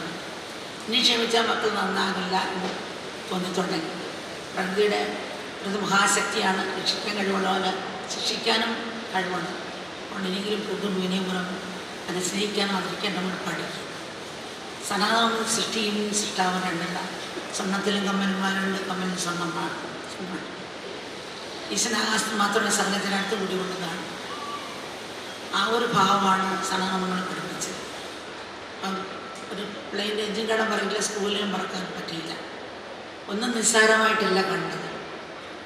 ഈശാവാസ്മിതം സർവം ലോക സമസ്ത സർവം സൂര്യഭംഗമാണ് നമ്മളെ പഠിപ്പിച്ച പാഠങ്ങൾ. ആ വിശാലതയാണ് എല്ലാത്തിനും. ആ ഒരു മനോഭാവത്തെ നമ്മൾ ജ്ഞാനാത്തിൽ ഏകത്വങ്ങൾ കാണുക. ജ്ഞാനാത്തിൽ ഏകത്വം എന്നുള്ള തത്വമാണ് സനാതനം നമ്മളെ പഠിപ്പിച്ചത്. അതൊരു പ്രാകൃതമായി തീർന്നു. ഇന്ന് പരിഷ്കാരത്തിന് പറയുകയാണ്. പിന്നെ പറയുമ്പം ഒരു കുട്ടി ഫോണും നോക്കിയിരിക്കുകയാണ്. അപ്പം അമ്മ ചോദിച്ചു, മോനെ നിനക്ക് ഞാൻ 3000 രൂപയുടെ ബുക്ക് മേടിച്ച് തന്നു. ഇത്ര ദിവസമായിട്ട് നീ തുറന്നു നോക്കി കണ്ടില്ല. എപ്പോൾ നോക്കിയാലും ഫോണിൻ്റെ മുമ്പിലാണല്ലോ. അപ്പം മോൻ പറയാണ്, അമ്മ ഒന്ന് പ്രായോഗികമായി ചിന്തിക്കും. 50,000 രൂപ കൊടുത്ത ഫോണാണോ സ്ഥാനം കൊടുക്കേണ്ടതോ 3000 രൂപ കൊടുത്ത് മേടിച്ച പുസ്തകത്തിനാണോ മുൻഗണന കൊടുക്കേണ്ടത്? ഇത് കുഞ്ഞുങ്ങൾ ഇതേ രീതിയിലായി നമ്മുടെ തത്വങ്ങൾ കാണിച്ചു കൊടുക്കാനും മറ്റുള്ളവരില്ല. ഒരു കുട്ടിയുടെ ഒരു കൈ ചോക്ലേറ്റ് ഒരു കൈ സ്വർണ്ണമാണ് നമ്മളെ കിട്ടിയാൽ കുട്ടി എന്തെങ്കിലും ചോക്ലേറ്റ് എടുക്കും. അതുപോലെ നമ്മൾ പോക്കാതായി. ഇതെല്ലാം പ്രാകൃതമല്ല, ഇതെല്ലാം പ്രായോഗികമായിരുന്നു എന്നാണ് അമ്മയ്ക്ക് തോന്നുന്നത്. പക്ഷേ നമുക്കറിയാം, നമ്മുടെ അമ്മ 2 വയസ്സ് വരെ നമ്മൾ മടി വയ്ക്കുള്ളൂ. ഉമ്മീദേവി ജീവിതകാലം മുഴുവൻ ചവിട്ടാനും തുപ്പാനും അനുവദിച്ചുകൊണ്ടെല്ലാം തന്നുകൊണ്ടേയിരിക്കുകയാണ്. ആ അമ്മയോടുള്ള ആദരവ് എൻ്റെ അമ്മ കാണിച്ചു തന്നെല്ലാം അമ്മ പഠിച്ചിരുന്നതാണ്. രാവിലെ എഴുന്നേറ്റ് അമ്മ ഒന്ന് ഭൂമിയെ 3 പ്രാവശ്യം ഞാൻ തൊട്ടു വീഴും. അപ്പോൾ ആ ഭൂമിയോടുള്ള നന്ദി അതുകൂടെ നമുക്കാണ് കിട്ടുന്നത്. അത് അത്രയും സമയം 8 മണിക്കൂർ കിടന്നപ്പോൾ തലയണ വെച്ച് കിടന്നപ്പോൾ രക്തയോട്ടം തലയിൽ കുറവാണ്. അപ്പോൾ കുനിയുമ്പോൾ തലയിലേക്ക് രക്തയോട്ടം വരികയാണ്. പ്രകൃതിയോട് ഭൂമിയോടുള്ള നന്ദി കാരണം നമുക്ക് തന്നെയാണ് ഗുണമുണ്ടാകും. അത് കഴിഞ്ഞ് നമ്മൾ സൂര്യനെ നോക്കി പ്രാർത്ഥിക്കും. അപ്പോൾ സൂര്യനെ നോക്കി പ്രാർത്ഥിക്കുന്ന അന്ന് നന്ദി കാണിക്കുന്ന ഫലം നമ്മുടെ എല്ലിലും മസിലിനും ഓർമ്മശക്തി, ബുദ്ധിശക്തി, വൈറ്റമിൻ ഡി ഇതൊക്കെയാണ് ഉണ്ടാകുക. അപ്പോൾ കൊടുക്കുന്നതിൽ എടുക്കുകയാണ് ചെയ്യുന്നത്. സത്യത്തിൽ എൻ്റെ അമ്മ പറഞ്ഞ് നദി കുളിക്കാൻ പോയാൽ ദേവിയാണ് മൂത്രം അടിക്കുന്നത്, തുപ്പരുത്. ഞാൻ നദി കുളിക്കാൻ പോകുമ്പോൾ ഇറങ്ങുമ്പോൾ കുളിര് വരും, മൂത്രം കിട്ടും. പെട്ടെന്ന് ചെറുപ്പത്തിൽ കേട്ടുകൊണ്ട് ബലം പ്രയോഗിക്കാൻ തന്നെ കണ്ടോളും. അതിൽ 3 പാഠമാണ് അമ്മ പഠിച്ചത്. ഒന്ന്, നമ്മൾ തൊഴിക്കാത്തതുകൊണ്ട് തുപ്പാത്തതുകൊണ്ട് നദിക്കല്ല ഗുണം നമുക്കാണ്. 2 കൊടുക്കുന്നതാണ് തിരിച്ചു കിട്ടുന്നത്. 3, ഈ മൂല്യമുണ്ടെങ്കിൽ ഏത് സാഹചര്യത്തിൽ നമുക്ക് പിടിച്ചു നിൽക്കാൻ സാധിക്കും. ഇതൊരു സൂപ്പർ മാർക്കറ്റ് പോലാണ് ലോകം. അതിന് നടുവിൽ നിന്നൊരു വൈരാഗ്യം എടുക്കാൻ വളരെ കഷ്ടമാണ്. പഞ്ചാര നാക്കിലിട്ടിട്ട് വെള്ളം വരണമെന്ന് വലിയ കഷ്ടമാണ്. അതുപോലെ വൈരാഗ്യം എടുക്കാൻ വലിയ കഷ്ടമാണ്. ഇങ്ങനെയുള്ള സാഹചര്യത്തിൽ ഇങ്ങനെ കുഞ്ഞിലേരുന്ന മൂല്യങ്ങളുണ്ടെങ്കിൽ നമുക്ക് ഇതിനെ അതിജീവിക്കാൻ സാധിക്കും. നമ്മൾ മഹാഭാരതത്തിലൊക്കെ ജരാസന്ധന്മാർ, അസുരന്മാർ, മറ്റുള്ളതെന്നൊക്കെ പറയുന്നു കേട്ടിട്ടേ ഉള്ളൂ. ഇപ്പോഴാണ് പ്രത്യക്ഷത്തിൽ കാണുന്നത്. ഇത് കുഞ്ഞുങ്ങൾ, വളർന്നുവന്ന കുഞ്ഞുങ്ങളും മറ്റുള്ളവരും ഏത് രീതിയിലാണ് അമ്മയെന്നോ അച്ഛനെന്നോ സഹോദരങ്ങളെന്നോ ഒന്നുമില്ല ബലാത്സംഗങ്ങൾ, കൊലപാതകങ്ങൾ അങ്ങനെ പിടിച്ചു വരുന്നത് തന്നെയാണ് കാണുന്നത്. ഇപ്പോഴാണ് നമ്മളിതെല്ലാം കാണുന്നത്. ഇതിന് കഥ കേട്ടെങ്കിലും പ്രത്യക്ഷത്തിൽ കാണുന്നില്ല. ഇങ്ങനെയുള്ള ലോകത്തിൽ ഈ മൂല്യം നമ്മൾ ചെറുപ്പത്തിൽ കൊടുത്തു കഴിഞ്ഞാൽ തീർച്ചയായിട്ടും വ്യത്യാസം ഉണ്ടാകുമെന്നാണ്. എന്നിട്ട് കുളിച്ചിട്ട് വന്ന അമ്മ എന്ത് ചെയ്യും? തുളസിക്ക് പ്രതിഷ്ഠം വയ്ക്കും. അത് 3 നിലയെടുത്ത് കഴിക്കും. അതിന് സ്ലൂറിൻ്റെ അംശമുള്ള, സൈഡ് എഫക്റ്റ് ഇല്ല. നമ്മൾ ഇമ്മ്യൂണിറ്റി കൂട്ടാൻ നല്ലതാണ്. വൃക്ഷത്തെ ഇപ്പോൾ നമ്മൾ കളിയാക്കാണ്. നിങ്ങൾ വൃക്ഷത്തെ ശ്രമിക്കുന്നുണ്ട്. നമ്മളൊന്നും ഒരു വൃക്ഷം വെട്ടുമ്പോൾ കല്യാണത്തിന് നിലമെടുത്തതുപോലെ നല്ല പാഠകാരികൾ നിലമെടുത്ത് പൂജകാരെ കൊണ്ട് പൂജ ചെയ്യുന്നു, മാപ്പ് ചോദിക്കും. നമുക്ക് ആവശ്യങ്ങൾ വെട്ടുകയാണ്, ക്ഷമിക്കണം. ഇട്ട് വെട്ടാൻ നേരത്ത് കത്തിയിൽ തേനും പാനും കെട്ടിയിട്ടാണ് അത് വെട്ടുന്നത്. അത് നശേഷിച്ച് കൊടുത്ത് ചെയ്യുന്നത്. അത് നോവാതിരിക്കാം. അത്ര ആദരവോടുകൂടിയാണ് വൃക്ഷത്തെ നമ്മൾ കണ്ടത്. തന്നതിനുള്ള നന്ദിയും സ്നേഹവും ആദരവും നമ്മൾ എടുക്കുമ്പോഴും ആ ഒരു ഭാവത്തോടെ എടുക്കും. ഇത് പറയുമ്പോൾ നമ്മുടെ കൊച്ചിയിലെ ആസ്പത്രി അടുത്തൊരു ദ്വീപുണ്ട്. എല്ലാവരും വേസ്റ്റ് കൊണ്ടിട്ട് ദ്വീപാണ്. അപ്പോൾ അവിടെ മണ്ണെടുത്ത് റിസർച്ച് ചെയ്ത് മൊത്തം മിസ്സമായിരുന്നു. അപ്പോൾ നമ്മൾ കുറച്ച് വർഷം വെച്ചു. 4 വർഷം കഴിഞ്ഞിട്ട് അതിൽ നിന്ന് മിണ്ണും മണ്ണെടുത്ത് റിസർച്ച് ചെയ്തപ്പോൾ ഒരു വോയിസും അതിനകത്തില്ല. കാരണം വേറെ എത്ര വോയിസ് വലിച്ചെടുത്തു, കാർബൺ എടുത്ത് നമുക്ക് ഇത്രയും നല്ല ഓക്സിജൻ തരും. പക്ഷേ എത്ര ജന്മത്തിൻ്റെ ഫലമാണ് നമുക്ക് ചെയ്യും. നമ്മളോട് നന്ദി കാണിക്കുന്ന സംസ്കാരമാണ് അതിലെന്തോ അമ്മ മനസ്സിലാക്കിയിരിക്കുന്നത്. അത് കഴിഞ്ഞ് നമ്മൾ വൃക്ഷത്തെ നന്ദി അതാണ്. അതുപോലെ ഒരു ഭൂമി വീട് വയ്ക്കുമ്പോൾ നമ്മൾ ഭൂമി പൂജ ചെയ്യും. ഭൂമി നമുക്ക് ഇരിക്കാനൊരിടം തരുന്ന നമ്മൾ നന്ദി കാണിക്കുന്നതാണ്. പൂജ ചെയ്തൊരു ചുണ്ണാനോ ഇട്ടിട്ട് സമർപ്പിച്ചിട്ടാണ് നമ്മൾ താമസിക്കുന്നത്. കാരണം ഒരു തേനീച്ചയുടെ പരാഗണം എടുത്തുകൊണ്ടാണ് നമുക്ക് 7 ദിവസം ഭക്ഷണം കിട്ടുന്നത്. 4 വർഷത്തിൽ നമ്മൾ ആരും ജീവിച്ചിരിക്കില്ല. അപ്പം നിസ്സാരമായ ഒരു തേനീച്ച നമുക്ക് എത്രയോ സഹായം ചെയ്യും. കടലിലൊരു തിമിംഗലം എന്ന് പറഞ്ഞൊരു ഇതുണ്ട്. അതിൻ്റെ ഫലമാണ് കടലിൽ പാവനാക്കുന്നത്. അതുകൊണ്ട് ഒത്തിരി ഓക്സിജൻ തരുന്നതാണ്. അത് മരിക്കാൻ നേരത്തെ മില്യൺ കണക്കിന് കാർബണാണ് വലിച്ചുകൊണ്ട് പോകുന്നത്. അപ്പം 85% ആളുകൾ പിടിച്ച് വിറ്റ് കഴിഞ്ഞു. ഇങ്ങനെ ഒരു പട്ടിയെ നോക്കാം. CBI കണ്ടുപിടിക്കാൻ പറ്റാത്ത കാര്യങ്ങൾ പട്ടി കണ്ടിട്ടുണ്ട്. അപ്പോൾ ഒന്നിനില്ലാത്ത മറ്റൊന്നിനുണ്ട്. സൂക്ഷ്മമായി എല്ലാ ജീവികളും നമ്മളെ സഹായിച്ചുകൊണ്ടിരിക്കുകയാണ്. അതിനോടുള്ള നന്ദി കാണിക്കുന്നതാണ് നാനാത്വത്തിലെ ഏകത്വം. എല്ലാത്തിനോടും നന്ദി. നമ്മുടെ ജീവിതം നന്ദിയെ തരിക.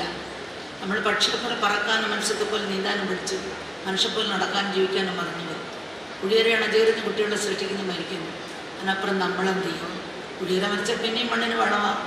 നമ്മൾ മരിച്ചാൽ കെമിക്കൽ ക്ഷണിക്കും, അല്ലെങ്കിൽ വിറവ് വെച്ച് പതിക്കും. ജീവിക്കുമ്പോൾ എടുത്ത് നശിപ്പിച്ചുമ്പോൾ നമുക്ക് എന്ത് ചെയ്യാൻ പറ്റും? ആമ ഇഴഞ്ഞ് വേറൊരു അടയാളമാണ്.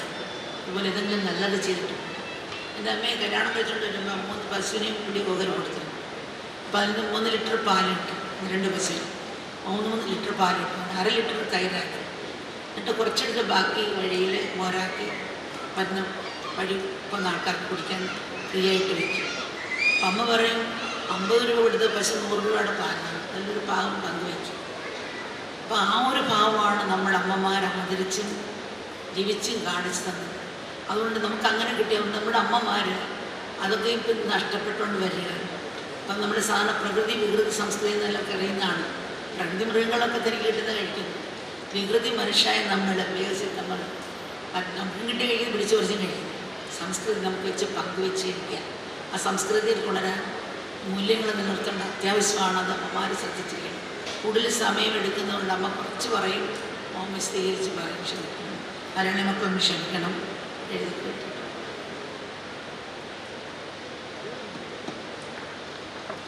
ಓಂ ಅಮೃತೇಶ್ವರಿಯೇ ನಮಃ. ಮಹಾಮಾರಿಯ ನಂತರ ಮಕ್ಕಳನ್ನೆಲ್ಲ ಇಲ್ಲಿ ಒಟ್ಟಾಗಿ ಕಾಣುತ್ತಿರುವುದರಲ್ಲಿ ಅಮ್ಮನಿಗೆ ತುಂಬಾ ಸಂತೋಷವಾಗುತ್ತಿದೆ. ಇದು ಕೇವಲ ಶರೀರಗಳ ಸಂಗಮವಲ್ಲ, ಮಕ್ಕಳ ಪ್ರೇಮವು ಉಕ್ಕಿ ನದಿಯಾಗಿ ತುಂಬಿ ಹರಿಯುತ್ತಿದೆ. ಎಲ್ಲರ ಹೃದಯಗಳ ಐಕ್ಯತೆಯು ಅಮ್ಮನಿಗೆ ಅನುಭವವೇದ್ಯವಾಗುತ್ತಿದೆ. ಜೀವನವೆನ್ನುವುದು ಹುಟ್ಟು ಸಾವುಗಳ ನಡುವಿನ ಒಂದು ಪುಟ್ಟ ಮಧ್ಯಂತರ. ನಮ್ಮ ಕರ್ಮಗಳು ಒಳ್ಳೆಯದಿದ್ದರೆ ಮಾತ್ರವೇ ಜೀವನವು ಪ್ರಸಕ್ತವೂ ಅರ್ಥಪೂರ್ಣವೂ ಆಗುತ್ತದೆ. ಅಮ್ಮನ ಅರ್ಥದಲ್ಲಿ ಒಳ್ಳೆಯ ಕರ್ಮಗಳು ಅಂದರೆ ಪ್ರಕೃತಿಯ ಪ್ರತಿ, ಸಹಮಾನವರ ಪ್ರತಿ ಮತ್ತು ಇತರ ಜೀವರಾಶಿಗಳ ಪ್ರತಿ ನಮ್ಮ ಕರ್ತವ್ಯಗಳ ನಿರ್ವಹಣೆ. ಕೋವಿಡ್ ನಮಗೆ ಅನೇಕ ಪಾಠಗಳನ್ನು ಕಲಿಸಿದೆ, ಅಥವಾ ಪಾಠಗಳನ್ನು ಕಲಿಸಲು ಪ್ರಯತ್ನಿಸಿದೆ ಎನ್ನಬೇಕು. ಏಕೆಂದರೆ ಸೃಷ್ಟಿಯ ಆರಂಭದಿಂದಲೂ ಪ್ರಕೃತಿ ಅಥವಾ ಪರಮಾತ್ಮನು ನಮಗೆ ಅನೇಕ ಪಾಠಗಳನ್ನು ಕಲಿಸಲು ಪ್ರಯತ್ನಿಸುತ್ತಲೇ ಇದ್ದಾನೆ. ಮನುಕುಲವೇನಾದರೂ ಆ ಪಾಠಗಳನ್ನು ಕಲಿತಿದ್ರೆ ಇಂದು ಎದುರಿಸುತ್ತಿರುವ ಅನೇಕ ಗಂಭೀರ ಸವಾಲುಗಳನ್ನು ನಾವು ತಪ್ಪಿಸಬಹುದಿತ್ತು. ಸಾಂಕ್ರಾಮಿಕವಿರಲಿ, ಪ್ರಕೃತಿ ವಿಕೋಪವಿರಲಿ ಅಥವಾ ಹವಾಮಾನ ಬದಲಾವಣೆಯೇ ಇರಲಿ, ಪ್ರತಿಯೊಂದು ದುರಂತವು ಈ 3 ಪಾಠವನ್ನು ಕಲಿಯಿರಿ ಎಂದು ಮನುಷ್ಯರನ್ನು ಒತ್ತಾಯಿಸುತ್ತದೆ. ಮೊದಲನೇದು ಸಹಕಾರ, 2ನೇದು ಸಹಬಾಳ್ವೆ, 3ನೇದು ಸಂಪರ್ಕ. ಅಂದರೆ ಸಹಮಾನವರೊಂದಿಗೆ ಸಹಕಾರದಿಂದ ಬದುಕಿರಿ, ಪ್ರಕೃತಿಯೊಂದಿಗೆ ಸಹಬಾಳ್ವೆಯಿಂದ ಇರಿ ಮತ್ತು ದೈವಿಕ ಶಕ್ತಿಯೊಂದಿಗೆ ಸದಾ ಸಂಪರ್ಕದಲ್ಲಿರಿ. ಈ 3 ಪಾಠಗಳನ್ನು ನಾವು ಒಂದಿಷ್ಟಾದರೂ ಕಲಿಯದಿದ್ದರೆ ಅದು ನಮ್ಮ ಜೀವನದ ಎಲ್ಲ ಅಂಶಗಳನ್ನು ಬಾಧಿಸುತ್ತದೆ. ಸಂಧಾನ ಅಥವಾ ರಾಜಿಯ ಮೂಲಕ ಸಂಘರ್ಷಗಳನ್ನು ನಿವಾರಿಸಿಕೊಳ್ಳುವ ಪ್ರಯತ್ನಿಸುವುದು ಮನುಷ್ಯನ ರೂಢಿ. ಈಗ ನಾವು ಇದೇ ತಂತ್ರವನ್ನು ಪ್ರಕೃತಿಯ ಮೇಲೆ ಬಳಸುತ್ತಿದ್ದೇವೆ. ಜನರ ಮಧ್ಯೆ, ಸಮುದಾಯಗಳ ಮಧ್ಯೆ, ರಾಜಕೀಯ ಪಕ್ಷಗಳ ಮಧ್ಯೆ ಹಾಗೂ ರಾಷ್ಟ್ರಗಳ ನಡುವಿನ ವಿವಾದಗಳನ್ನು ಬಗೆಹರಿಸುವಲ್ಲಿ ಈ ವಿಧಾನ ಕೆಲಸ ಮಾಡಬಹುದೇನೋ. ಆದರೆ ಪ್ರಕೃತಿಯೊಂದಿಗೆ ನಡೆಯುವುದಿಲ್ಲ. ನಮ್ರತೆಯಿಂದ, ದುರಹಂಕಾರವಿಲ್ಲದೆ, ಶಿರಬಾಗಿ, ಸ್ನೇಹ ಮತ್ತು ಗೌರವಾಧಾರಗಳನ್ನು ತುಂಬಿದ ಹೃದಯದೊಂದಿಗೆ ಪ್ರಕೃತಿಯ ಬಳಿ ಸಾರುವುದೊಂದೇ ಇರುವ ಪರಿಣಾಮಕಾರಿ ವಿಧಾನ. ಅಮ್ಮ ಒಂದು ಕಥೆಯನ್ನು ಹೇಳ್ತಾರೆ ಇಲ್ಲಿ. ಒಮ್ಮೆ ಒಬ್ಬ ರೈತ ಮತ್ತು ಅವನ ಮಗ ಹೊಲದಲ್ಲಿ ಕೆಲಸ ಮಾಡುತ್ತಿದ್ದಾಗ ಅಕಸ್ಮಾತ್ ಮಗ ಹಾವೊಂದನ್ನು ತುಳಿದು ಬಿಟ್ಟ. ನೋವಿನಿಂದ ಗಾಬರಿಗೊಂಡ ಹಾವು ಮಗನಿಗೆ ಕಚ್ಚಿತು. ತಂದೆಯ ಬಳಿ ಸಾರಲು ಯತ್ನಿಸಿದರೂ ಪ್ರಜ್ಞೆ ತಪ್ಪಿ ನೆಲದ ಮೇಲೆ ಬಿದ್ದ. ರೈತ ಆದ ಘಟನೆಯನ್ನು ಮನಗಂಡ ಅವನಿಗೆ ಕೋಪವನ್ನು ನಿಯಂತ್ರಿಸಲು ಸಾಧ್ಯವಾಗಲಿಲ್ಲ. ತನ್ನ ಕೈಲಿದ್ದ ಪಿಕಾಸಿಯನ್ನು ಹಾವಿನತ್ತ ಎಸೆದ. ಇದರಿಂದ ಹಾವಿನ ಬಾಲ ತುಂಡಾಯಿತು. ರೈತ ಮತ್ತಷ್ಟು ಹಾನಿ ಮಾಡುವ ಮೊದಲೇ ಹಾವು ತಪ್ಪಿಸಿಕೊಂಡು ಬಿಲದಲ್ಲಿ ಅಡಗಿಕೊಂಡಿತು. ರೈತ ಮಗನನ್ನು ಆಸ್ಪತ್ರೆಗೆ ಸಾಗಿಸಿದ. ವೈದ್ಯರು ಹುಡುಗನ ಪ್ರಾಣ ಉಳಿಸಿದರು. ಆದರೆ ಅವನ ಕಾಲು ನಿಷ್ಕ್ರಿಯವಾಗಿ ಹೋಯಿತು. ರೈತನನ್ನು ಸೇಡಿನ ಆಲೋಚನೆಗಳು ಆವರಿಸಿದವು. ಹಾವನ್ನು ಕೊಲ್ಲುವ ಉದ್ದೇಶದಿಂದ ಪ್ರತಿಯೊಂದು ಬಿಲವನ್ನು ಶೋಧಿಸಲು ಆರಂಭಿಸಿದ. ಒಂದು ದಿನ ಅವನ ಬಳಿ ಇದ್ದ ಹಸುಗಳಲ್ಲೊಂದು ಹಾವು ಕಚ್ಚಿ ಸತ್ತು ಹೋಯಿತು. ಇದರಿಂದ ರೈತನ ಕೋಪವು ಮತ್ತಷ್ಟು ಹೆಚ್ಚಾಯಿತು. ಹಾವನ್ನು ಹಿಡಿಯಲು ನಿಪುಣ ಹಾವು ಹಿಡಿಯುವವರನ್ನ ಕರೆಸಿದ. ಆದರೆ ವಿಫಲನಾದ. ಕೆಲವು ದಿನಗಳು ಕಳೆದವು. ಮತ್ತೊಂದು ಹಸು ಹಾವು ಕಚ್ಚಿ ಸಾವನ್ನಪ್ಪಿತು. ರೈತರ ಕೋಪಕ್ಕೆ ಎಲ್ಲೆಯೇ ಇಲ್ಲದಂತಾಯಿತು. ಇದು ಪದೇ ಪದೇ ನಡೆಯುತ್ತಾ ಹೋಯಿತು. ಎಲ್ಲಿಯವರೆಗೆ ಅಂದರೆ ಕೊನೆಗೆ ರೈತನ ಜೀವನೋಪಾಯವೇ ದುರ್ಬಲವಾಯಿತು ಹೋಯಿತು. ಅನ್ಯ ಮಾರ್ಗವಿಲ್ಲದೆ ರೈತ ಒಂದು ಕೊಡ ಹಾಲು ಹಿಡಿದುಕೊಂಡು ಹಾವಿನ ಬಿಲದ ಹತ್ತಿರ ಹೋದ. ಬಿಲದ ಮುಂದೆ ಹಾಲನ್ನು ಇಟ್ಟು ಗಟ್ಟಿಯಾಗಿ ಹೇಳಿದ, ಓ ನಾಗಪ್ಪ, ನಮ್ಮ ದ್ವೇಷದಿಂದ ನಾವಿಬ್ಬರು ಬಹಳಷ್ಟು ಕಳೆದುಕೊಂಡಿದ್ದೇವೆ. ಹಳೆಯದನ್ನು ಮರೆತು ಬಿಡೋಣ, ಸಹಿಷ್ಣುತೆಯನ್ನು ಬೆಳೆಸ್ಕೊಳ್ಳೋಣ, ನಮ್ಮ ಹಾಗೆಯನ್ನು ಮರೆತು ಸ್ನೇಹಿತರಾಗೋಣ. ಇನ್ನು ಮುಂದೆ ನಾನು ನಿನಗೆ ತೊಂದರೆ ಕೊಡುವುದಿಲ್ಲ, ನೀನು ಕೂಡ ಇದನ್ನು ಗೌರವಿಸಿ ನನಗೆ ತೊಂದರೆ ಕೊಡುವುದನ್ನು ನಿಲ್ಲಿಸ್ತೀಯ ಅಂತ ನಂಬಿದ್ದೇನೆ. ದಯವಿಟ್ಟು ಬಂದು ಈ ಹಾಲನ್ನು ಕುಡಿ ಎಂದ. ಇದನ್ನು ಕೇಳಿದ ಹಾವು ಬಿಲದ ಒಳಗಿನಿಂದಲೇ ಬುಸುಗುಡುತ್ತಾ, ನಿನ್ನ ಮಗನ ಕಾಲು ನಿಷ್ಕ್ರಿಯವಾಗಲು ನಾನೇ ಕಾರಣ, ನೀನು ಅದನ್ನು ಎಂದಿಗೂ ಮರೆಯುವುದಿಲ್ಲ. ನನ್ನ ಬಾಲ ತುಂಡಾಗಿ ಮೊಟಕಾಗಲು ನೀನೇ ಕಾರಣ, ನಾನು ಕೂಡ ಇದನ್ನು ಎಂದಿಗೂ ಮರೆಯುವುದಿಲ್ಲ. ಸದ್ಯಕ್ಕೆ ನಾವು ಸ್ನೇಹಿತರಾಗುವುದನ್ನು ಮರೆತು ಬಿಡೋಣ. ನಿನ್ನ ಹಾಲಿನ ಕೊಡವನ್ನು ತೆಗೆದುಕೊಂಡು ಇಲ್ಲಿಂದ ಮೊದಲು ಜಾಗ ಖಾಲಿ ಮಾಡು ಎಂದು ಉತ್ತರಿಸಿತು. ನಮಗೆ ಕಷ್ಟ ಕೊಟ್ಟವರನ್ನು ನಾವು ಬಹುಶಃ ಕ್ಷಮಿಸಬಹುದು, ಆದರೆ ಆದದ್ದನ್ನು ಮಾತ್ರ ಎಂದಿಗೂ ಮರೆಯುವುದಿಲ್ಲ. ಇದು ನಮ್ಮ ಸ್ವಭಾವ. ಒಬ್ಬ ವ್ಯಕ್ತಿಯನ್ನು ಬೇರೊಬ್ಬ ಹಳ್ಳಕ್ಕೆ ತಳ್ಳಿ ದೈಹಿಕವಾಗಿ ಗಾಯಗೊಳಿಸಿದರೆ ಆ ಗಾಯಗಳು ಸ್ವಲ್ಪ ಸಮಯದ ನಂತರ ಗುಣವಾಗಬಹುದು, ಆದರೆ ಆ ಘಟನೆಯನ್ನು ಅವನು ಎಂದಿಗೂ ಮರೆಯುವುದಿಲ್ಲ. ಆದರೆ ಪ್ರಕೃತಿ ಮಾತೆ ತಾಳ್ಮೆಗೆ ಪರ್ಯಾಯವಾಗಿದ್ದಾಳೆ. ತಾಯಂದಿರು ತಮ್ಮ ಮಕ್ಕಳು ಅಜ್ಞಾನದಿಂದ ಮಾಡುವ ತಪ್ಪುಗಳನ್ನು ಕ್ಷಮಿಸಿ ಅವರ ಮೇಲೆ ತಮ್ಮ ಪ್ರೀತಿ ವಾತ್ಸಲ್ಯವನ್ನು ಯಥೇಚ್ಛವಾಗಿ ವರ್ಷಿಸ್ತಾಳೆ. ಆದರೆ ಮಾನವ ಕುಲವು ತಲೆಮಾರುಗಳಿಂದ ಪ್ರಕೃತಿ ಮಾತೆಯನ್ನು ಪೀಡಿಸುತ್ತಲೇ ಬಂದಿದೆ. ಇಷ್ಟು ಕಾಲವೂ ನಮ್ಮ ಈ ತಾಯಿ ನಮ್ಮನ್ನು ತಾಳ್ಮೆಯಿಂದ ಕ್ಷಮಿಸುತ್ತಾ ಬಂದಿದ್ದಾಳೆ. ಅವಳು ಮತ್ತೆ ಮತ್ತೆ ತನ್ನ ಕರುಣೆ ಮತ್ತು ಪ್ರೇಮವನ್ನು ನಮ್ಮ ಮೇಲೆ ಹರಿಸುತ್ತಲೇ ಇದ್ದಾಳೆ. ಆದರೆ ಇದು ಇನ್ನು ಹೆಚ್ಚು ಕಾಲ ಮುಂದುವರಿಯುವುದಿಲ್ಲ. ನಾವು ಪ್ರಕೃತಿ ಮಾತೆಯ ಕರುಣೆ, ತಾಳ್ಮೆ ಮತ್ತು ಇತರ ಸದ್ಗುಣಗಳನ್ನು ಅವಳ ದೌರ್ಬಲ್ಯವಾಗಿ, ಅವಳ ಇತಿಮಿತಿಯಾಗಿ ಕಾಣತೊಡಗಿದ್ದೇವೆ. ಪ್ರಕೃತಿ ಒಂದು ಪ್ರಬಲ ಶಕ್ತಿ. ಅವಳು ರಕ್ಷಿಸುವಷ್ಟೇ ಶಿಕ್ಷಿಸುವ ಸಾಮರ್ಥ್ಯವನ್ನು ಹೊಂದಿದ್ದಾಳೆ ಎಂಬುದನ್ನು ನಾವು ಮರೆತಿದ್ದೇವೆ. ಪ್ರಾಯಶಃ ಇನ್ನು ತಾಳ್ಮೆಯಿಂದಿರುವುದು ಮಾನವ ಕುಲವನ್ನು ಸುಧಾರಿಸುವುದಿಲ್ಲ ಎಂದು ಪ್ರಕೃತಿ ಮಾತೆಗೆ ಈಗ ಅರಿವಾಗಿರಬಹುದು. ಆದ್ದರಿಂದ ನಾವು ಪ್ರಕೃತಿಯ ಮುಂದೆ ವಿನೀತರಾಗಿ ತಲೆಬಾಗಲು ಕಲಿಯೋಣ. ಪ್ರಕೃತಿಯೊಂದಿಗೆ ಪ್ರೀತಿ ಗೌರವಗಳಿಂದ ವ್ಯವಹರಿಸೋಣ. ಅಮ್ಮ ಹೇಳ್ತಾರೆ, ಸನಾತನ ಧರ್ಮದಲ್ಲಿ ಸೃಷ್ಟಿ ಮತ್ತು ಸೃಷ್ಟಿಕರ್ತರ ನಡುವೆ ಯಾವುದೇ ಭೇದವಿಲ್ಲ. ಸಮುದ್ರ ಮತ್ತು ಅದರ ಅಲೆಗಳು ಯಾವ ರೀತಿ ಭಿನ್ನವಲ್ಲವೋ, ಚಿನ್ನ ಮತ್ತು ಚಿನ್ನಾಭರಣಗಳು ಹೇಗೆ ಭಿನ್ನವಲ್ಲವೋ, ಅದೇ ರೀತಿ ಪರಮಾತ್ಮ ಮತ್ತು ಸೃಷ್ಟಿಸಲ್ಪಟ್ಟ ಈ ಪ್ರಪಂಚದ ನಡುವೆ ಯಾವುದೇ ಭೇದವಿಲ್ಲ. ಈ ಕಾರಣಕ್ಕಾಗಿಯೇ ನಮ್ಮ ಪ್ರಾಚೀನ ಋಷಿಗಳು ಈಶಾವಾಸ್ಯಮಿದಂ ಸರ್ವಂ ಎಂದು ಉದ್ಘೋಷಿಸಿದರು. ಇದರರ್ಥ ಪರಮಾತ್ಮ ಇಡೀ ವಿಶ್ವವನ್ನು ವ್ಯಾಪಿಸಿದ್ದಾನೆ. ಇರುವುದೆಲ್ಲವೂ ಪರಮಾತ್ಮನೇ, ಈಶನನ್ನು ಹೊರತುಪಡಿಸಿ ಬೇರೇನೂ ಇಲ್ಲ. ಸೃಷ್ಟಿಯಲ್ಲಿ ಯಾವುದೂ ಅಲ್ಪವಲ್ಲ. ವಿಮಾನದ ಇಂಜಿನ್ ಕೆಟ್ಟರೆ ಫ್ಲೈಟ್ ಕ್ಯಾನ್ಸಲ್ ಮಾಡ್ತಾರೆ. ಅದೇ ರೀತಿ ಒಂದು ಮುಖ್ಯವಾದ ಪುಟ್ಟ ಸ್ಕ್ರೂ ಇಲ್ಲವಾದರೆ ವಿಮಾನ ಹಾರಾಟ ತಡವಾಗಬಹುದು ಅಥವಾ ರದ್ದಾಗಲೂಬಹುದು.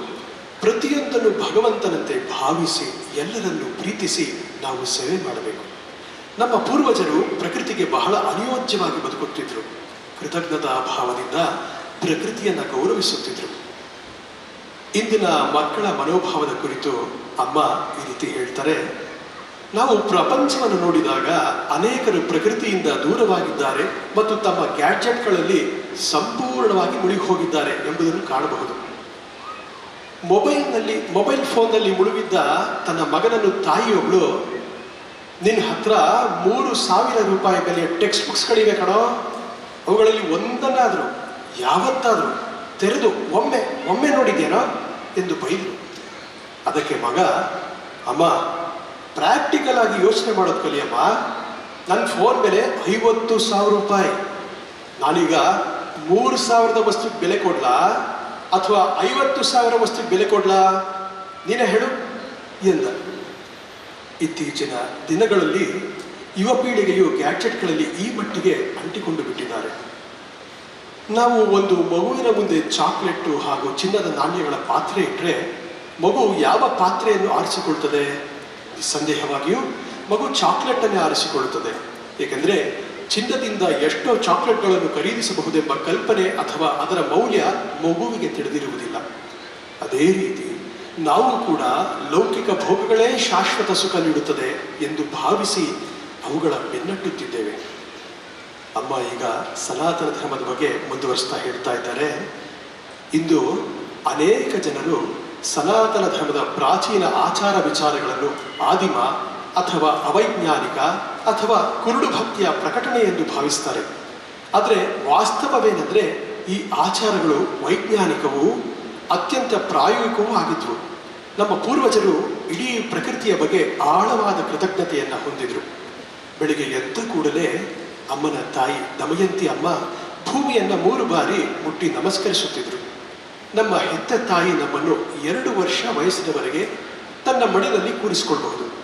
ಆದರೆ ಭೂಮಿ ತಾಯಿ ನಮ್ಮ ಇಡೀ ಜೀವನದುದ್ದಕ್ಕೂ ಅವಳ ಮೇಲೆ ಹೆಜ್ಜೆ ಹಾಕಲು, ತುಳಿಯಲು ಮತ್ತು ಉಗುಳಲು ಬಿಡುತ್ತಾಳೆ. ಹಾಗೆ ಬಾಗಿ ನಮಸ್ಕರಿಸಿ ಭೂಮಿಗೆ ಗೌರವ ತೋರುವುದರಿಂದ ರಾತ್ರಿ ತಲೆದಿಂಬು ಬಳಸಿ 8 ಗಂಟೆ ಮಲಗಿ ನಿದ್ರೆ ಮಾಡಿ ಬೆಳಿಗ್ಗೆ ಎದ್ದ ಮೇಲೆ ನಮ್ಮ ಮೆದುಳಿನ ರಕ್ತ ಚಲನೆಯನ್ನು ಕ್ರಮಬದ್ಧಗೊಳಿಸಲು ಇದು ಸಹಾಯ ಮಾಡುತ್ತದೆ. ಹೀಗಾಗಿ ಇದರ ಪ್ರಯೋಜನ ನಮಗೆ ಆಗುತ್ತದೆ. ಭೂಮಿ ತಾಯಿಗೆ ಪ್ರಾರ್ಥನೆ ಸಲ್ಲಿಸಿದ ಮೇಲೆ ದಮಯಂತಿ ಅಮ್ಮ ಸೂರ್ಯನಿಗೆ ಪ್ರಾರ್ಥಿಸುತ್ತಿದ್ದರು. ಸೂರ್ಯನಿಂದಲೇ ನಮಗೆ ಅಪಾರ ಪೋಷಣೆ ಸಿಗುತ್ತಿರುವುದು. ಸೂರ್ಯನಿಂದ ನಮ್ಮ ದೇಹಕ್ಕೆ ಸಿಗುವ ವಿಟಮಿನ್ ಡಿ ನಮ್ಮ ಸ್ನಾಯುಗಳನ್ನು, ಮೂಳೆಗಳನ್ನು ಮತ್ತು ಸ್ಮರಣ ಶಕ್ತಿಯನ್ನು ಬಲಿಷ್ಠಗೊಳಿಸುತ್ತದೆ. ಅಮ್ಮನ ತಾಯಿ ನದಿ ಅಂದರೆ ದೇವಿ. ಹಾಗಾಗಿ ಸ್ನಾನಕ್ಕೆ ನೀರಿಗಿಳಿದಾಗ ನಾವು ಅದರಲ್ಲಿ ಎಂದಿಗೂ ಉಗುಳಬಾರದು, ಮೂತ್ರ ವಿಸರ್ಜನೆ ಮಾಡಬಾರದು ಎಂದು ಅಮ್ಮನಿಗೆ ಕಲಿಸಿದ್ರು. ಪ್ರತಿ ಸಲ ಅಮ್ಮ ನೀರಿಗೆ ಇಳಿದಾಗಲೂ ನೀರು ತಣ್ಣಗಿರುತ್ತಿದ್ದ ಕಾರಣ ಅಮ್ಮನಿಗೆ ಮೂತ್ರ ವಿಸರ್ಜಿಸಬೇಕೆಂದೆನಿಸುತ್ತಿತ್ತು. ಆದರೆ ಅಮ್ಮ ತಮ್ಮ ತಾಯಿಯ ಮಾತುಗಳನ್ನು ನೆನಪಿಸಿಕೊಂಡು ಅಮ್ಮ ಅದನ್ನು ಸ್ವಿಚ್ ಆಫ್ ಮಾಡಿದಂತೆ ಆ ಸಂವೇದನೆಯನ್ನು ತಕ್ಷಣವೇ ನಿಯಂತ್ರಿಸುತ್ತಿದ್ದರು. ಅಮ್ಮ ಇದರಲ್ಲಿ 3 ಪ್ರಮುಖ ಪಾಠಗಳನ್ನು ಕಲಿತರು. ಮೊದಲನೆಯ ಪಾಠ, ಇದರಿಂದ ನದಿಗೆಲ್ಲ ಪ್ರಯೋಜನ, ವಾಸ್ತವದಲ್ಲಿ ನಮಗೇ ಪ್ರಯೋಜನ. ಎರಡನೆಯ ಪಾಠ, ನಾವು ಏನನ್ನು ಕೊಡುತ್ತೀವೆಯೋ ಅದೇ ನಮಗೆ ಮರಳಿ ಬರುವುದು, ನಾವು ಪಡೆಯುವುದು. ಇಂದು ಒಬ್ಬ ವ್ಯಕ್ತಿ ನದಿಯನ್ನು ಮಲಿನಗೊಳಿಸಿದರೆ ಮರುದಿನ ಅದೇ ವ್ಯಕ್ತಿ ಅಲ್ಲಿಗೆ ಸ್ನಾನಕ್ಕೆ ಹೋದಾಗ ಹಿಂದಿನ ದಿನದ ಕಾರ್ಯದ ಪರಿಣಾಮದಿಂದಾಗಿ ಅವನಿಗೆ ಅದೇ ನೀರೇ ಸ್ನಾನಕ್ಕೆ ದೊರಕುತ್ತದೆ. ಮೂರನೆಯ ಪಾಠವೆಂದರೆ, ಉತ್ತಮ ಮೌಲ್ಯಗಳನ್ನು ಅಳವಡಿಸಿಕೊಂಡ್ರೆ ಯಾವುದೇ ಗೊಂದಲಗಳ ನಡುವೆಯೂ ನಮ್ಮನ್ನು ನಾವು ಖಂಡಿತ ನಿಯಂತ್ರಿಸಿಕೊಳ್ಳಬಹುದು. ಇಂದಿನ ಪ್ರಪಂಚವು ಒಂದು ಸೂಪರ್ ಮಾರ್ಕೆಟ್ ಇದ್ದಂತೆ. ಇಲ್ಲಿ ಎಲ್ಲವೂ ಎಲ್ಲರಿಗೂ ಮುಕ್ತವಾಗಿ ಸಿಗುತ್ತದೆ. ಇದು ಹೇಗೆಂದರೆ, ನಾಲಿಗೆಯ ತುದಿಯಲ್ಲಿ ಸಕ್ಕರೆ ಇಟ್ಟುಕೊಂಡು ಜೊಲ್ಲು ಸುರಿಸದಂತೆ ತಡೆಯಲು ಪ್ರಯತ್ನಿಸಿದ ಹಾಗೆ. ಹಾಗಾಗಿ ಉತ್ತಮ ಮೌಲ್ಯಗಳನ್ನು ಅಳವಡಿಸಿಕೊಂಡ್ರೆ ಯಾವುದೇ ಗೊಂದಲಗಳ ನಡುವೆಯೂ ನಮ್ಮನ್ನು ನಾವು ಖಂಡಿತ ನಿಯಂತ್ರಿಸಿಕೊಳ್ಳಬಹುದು. ಇಂದಿನ ಯುವಜನತೆಯಲ್ಲಿ ಬಲಾತ್ಕಾರ, ಕೊಲೆ ಮುಂತಾದ ಅಪರಾಧಗಳು ಹೆಚ್ಚುತ್ತಿವೆ. ಕಾರಣ ಅವರ ಮನಸ್ಸುಗಳು ಫೋನ್ನಲ್ಲಿ ಅವರು ಕಾಣುವ ಕೆಟ್ಟ ವಿಚಾರಗಳಿಂದಾಗಿ ಕೆಟ್ಟು ಹೋಗುತ್ತಿವೆ. ಜರಾಸಂಧನಂತಹ ರಾಕ್ಷಸರು ಪುರಾಣಗಳಲ್ಲಿ ಮಾತ್ರ ಕಾಣುತ್ತಾರೆ ಎಂದು ನಾವು ಅಂದುಕೊಳ್ಳಬಹುದು. ಆದರೆ ಜನರು ಮನಸ್ಸಿನ ವಿಕೃತಿಗೆ ದಾಸರಾದಾಗ ಅಂಥವರು ಆಧುನಿಕ ಜರಾಸಂಧರಾಗಿ ಬಿಡುತ್ತಾರೆ. ಅಮ್ಮನ ತಾಯಿಯವರು ದಿನವೂ ಬೆಳಿಗ್ಗೆ ತುಳಸಿ ಗಿಡಕ್ಕೆ ನೀರುಂಡು ಪ್ರದಕ್ಷಿಣೆ ಹಾಕಿ ಅದರ 3 ಎಲೆಗಳನ್ನು ಪ್ರಸಾದವಾಗಿ ಸೇವಿಸುತ್ತಿದ್ದರು. ಯಾವುದೇ ಅಡ್ಡ ಪರಿಣಾಮವಿಲ್ಲದ ನೈಸರ್ಗಿಕ ಸ್ಟೆರಾಯ್ಡ್ಸ್ನಂತಿರುವ ತುಳಸಿ ದಳಗಳು ಔಷಧೀಯ ಗುಣ ಹೊಂದಿದ್ದು ರೋಗ ನಿರೋಧಕ ಶಕ್ತಿಯನ್ನು ಹೆಚ್ಚಿಸುತ್ತದೆ. ಹಿಂದೆ ಅನಿವಾರ್ಯವಾಗಿ ಮರ ಕಡಿಯಬೇಕಾದ ಮದುವೆಗೆ ಹೇಗೆ ಒಂದು ಶುಭ ದಿನವನ್ನು ನಾವು ಗೊತ್ತುಪಡಿಸ್ತೀವೋ ಅದೇ ರೀತಿಯಲ್ಲಿ ಮೊದಲು ಒಂದು ಶುಭ ದಿನವನ್ನು ನಿಗದಿಪಡಿಸಿ ಆ ದಿನ ವೃಕ್ಷಕ್ಕೆ ಪೂಜೆ ಮಾಡಿ ಪ್ರಾರ್ಥಿಸಿ ಪ್ರಕೃತಿಯಲ್ಲಿ ಕ್ಷಮೆಯಾಚಿಸುತ್ತಿದ್ದರು. ಅಗತ್ಯಕ್ಕೆ ತಕ್ಕಷ್ಟು ಮಾತ್ರ ಪಡೆಯುವ ಸಂಯಮ ಅವರದಾಗಿತ್ತು. ಮರ ಕಡಿಯಲು ನಿಷೇಧಿತ ದಿನಗಳಾದ ಮಲಯಾಳಂನ ಪಾಡಹಾರಿ ಕಾಲವನ್ನು ವರ್ಜಿಸಿ ಹಾಲು ಜೇನು ಕಲಿಸಿ ಆ ದ್ರವ್ಯವನ್ನು ಮರ ಕಡಿಯಲಿರುವ ಜಾಗಕ್ಕೂ ಕೊಡಲಿಗೂ ಮೊದಲು ಲೇಪಿಸುತ್ತಿದ್ದರು. ಇದು ಮರಕ್ಕೆ ಅನಿಯುಳಿಕೆಯಂತೆ ಅಂದರೆ ಅನಸ್ತೇಷಿಯಾದಂತೆ ಕೆಲಸ ಮಾಡುತ್ತಿತ್ತು. ಇದಲ್ಲದೆ ಕಡಿದ ಪ್ರತಿ ಮರದ ಪ್ರಾಯಶ್ಚಿತ್ತವಾಗಿ ಅವರು 10 ಸಸಿಗಳನ್ನು ನೆಡಲು ಪ್ರಯತ್ನಿಸುತ್ತಿದ್ದರು. ಪ್ರಕೃತಿಯ ಮೇಲಿನ ಇಂತಹ ಪ್ರೇಮವೇ ಮುಂದೆ ಆರಾಧನೆಯಾಗಿ ರೂಪ ತಾಳಿತು. ಕೆಲವು ವರ್ಷಗಳ ಹಿಂದೆ ಕೊಚ್ಚಿಯ ನಮ್ಮ ಅಮೃತ ಆಸ್ಪತ್ರೆಯ ಬಳಿ ಇರುವ ತ್ಯಾಜ್ಯ ಸುರಿಯುವ ದ್ವೀಪವೊಂದರ ಮಣ್ಣಿನ ಬಗ್ಗೆ ನಾವು ಸಂಶೋಧನೆ ನಡೆಸಿದ್ವು. ಅಲ್ಲಿನ ಮಣ್ಣು ಅತ್ಯಂತ ವಿಷಪೂರಿತವಾಗಿರುವುದು ಪತ್ತೆಯಾಗಿತ್ತು. ನಾವು ಅಲ್ಲಿ ಅನೇಕ ಸಸಿಗಳನ್ನು ನೆಟ್ಟವು. 4 ವರ್ಷಗಳ ನಂತರ ಮತ್ತೊಮ್ಮೆ ಮಣ್ಣನ್ನು ಪರೀಕ್ಷಿಸಿದಾಗ ಅದು ಶುದ್ಧವಾಗಿ ವಿಷಮುಕ್ತವಾಗಿತ್ತು. ಅಮೃತ ಯೂನಿವರ್ಸಿಟಿ ಈ ಸಂಶೋಧನೆಯ ವಿವರಗಳನ್ನು ಪ್ರಕಟಿಸಿದೆ. ಮರಗಳು ಮಣ್ಣನ್ನು ಶುದ್ಧೀಕರಿಸುತ್ತವೆ ಮತ್ತು ವಾತಾವರಣವನ್ನು ಶುದ್ಧೀಕರಿಸುತ್ತವೆ. ಹಿಂದಿನ ಕಾಲದಲ್ಲಿ ಜನ ಬೆಳಗಿನ ಹೊತ್ತು ಮನೆಗಳ ಮುಂದೆ ಅಕ್ಕಿ ಹಿಟ್ಟಿನಿಂದ ರಂಗೋಲಿ ಬಿಡಿಸ್ತಿದ್ರು. ಆಮೇಲೆ ಇರುವೆಗಳು ಬಂದು ಹಿಟ್ಟಿನ ಕಣಗಳನ್ನು ತಿನ್ನುತ್ತಿದ್ವು. ಈ ಆಚಾರವು ಇತರ ಜೀವಿಗಳನ್ನು ಪೋಷಿಸುವ ಭೂತಯಜ್ಞವೇ ಆಗಿರುತ್ತಿತ್ತು. ಆದರೆ ಇಂದು ಜನ ಕಲ್ಲಿನ ಪುಡಿಗೆ ಬಣ್ಣ ಬೆರೆಸಿ ಅದರಿಂದ ರಂಗೋಲಿ ಹಾಕ್ತಿದ್ದಾರೆ. ಅಮ್ಮ ಹೇಳ್ತಾರೆ, ಹಿಂದಿನ ಕಾಲದಲ್ಲಿ ಮನೆ ಕಟ್ಟುವ ಮೊದಲು ಭೂಮಿ ಪೂಜೆ ಮಾಡ್ತಿದ್ರು.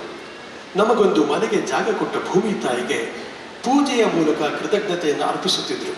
ನಂತರ ಮನೆ ಕಟ್ಟಿದ ಮೇಲೆ ಗೃಹ ಪ್ರವೇಶಕ್ಕೆ ಮುನ್ನ ವಾತಾವರಣವನ್ನು ಶುದ್ಧೀಕರಿಸಲು ಹೋಮಗಳನ್ನು ಮಾಡುತ್ತಿದ್ರು.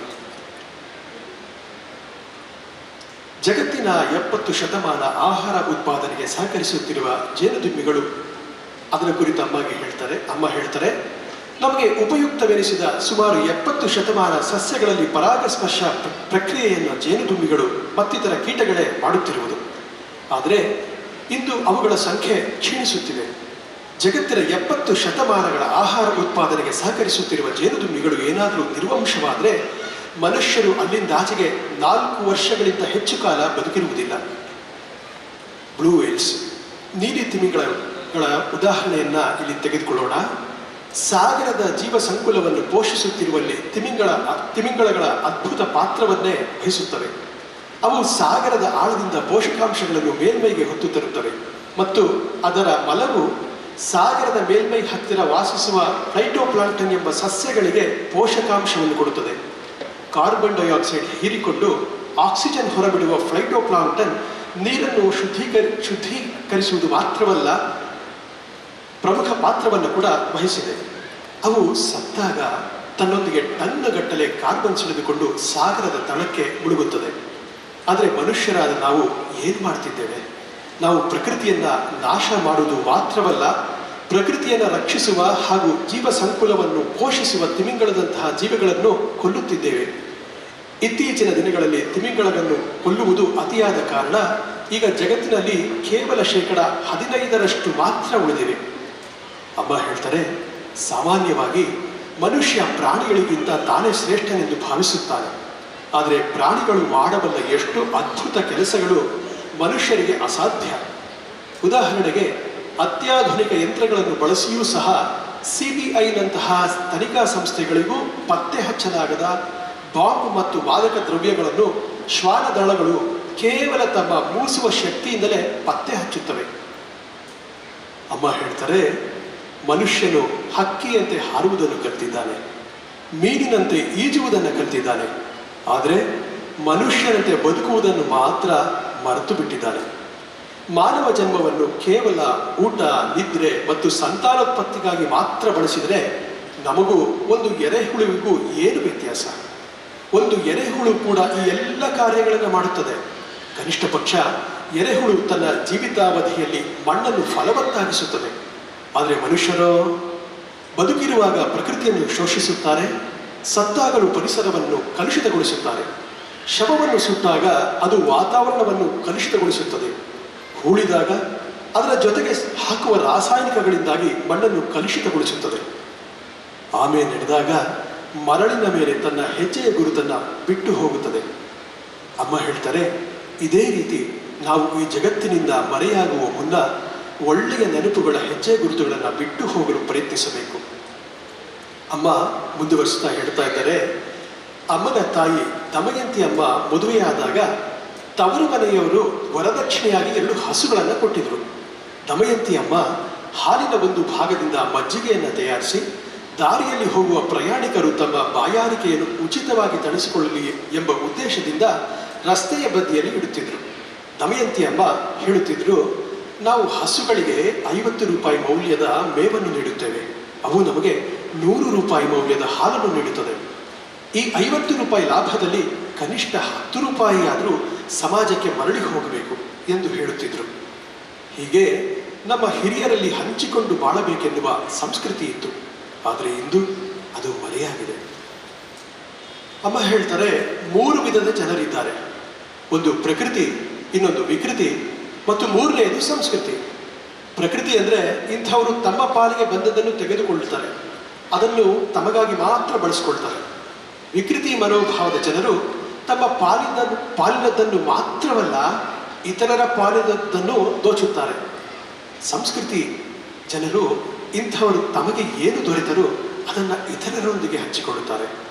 ಈ 3 ಗುಣಗಳಲ್ಲಿ ಯಾವ ಗುಣವನ್ನು ನಾವು ಬೆಳೆಸಿಕೊಳ್ಬೇಕು? ಖಂಡಿತವಾಗಿಯೂ ಸಂಸ್ಕೃತಿ ಎಂಬ 3ನೇ ಗುಣ ಅಲ್ವೇ? ಸೃಷ್ಟಿಯ ಸೌಂದರ್ಯವಿರುವುದೇ ಅದರ ವೈವಿಧ್ಯತೆಯಲ್ಲಿ. ಸನಾತನ ಧರ್ಮವು ಈ ವೈವಿಧ್ಯತೆಯನ್ನು ಯಾವಾಗಲೂ ಅಂಗೀಕರಿಸಿ ಸ್ವೀಕರಿಸಿದೆ. ನಮ್ಮ ಪ್ರಾಚೀನ ಋಷಿಗಳು ವೈವಿಧ್ಯತೆಯಲ್ಲಿ ಯಾವುದೇ ವಿರೋಧಾಭಾಸವನ್ನು ಎಂದಿಗೂ ಕಾಣಲಿಲ್ಲ. ಅವರು ಅದನ್ನು ನಿರಾಕರಿಸಲೂ ಇಲ್ಲ.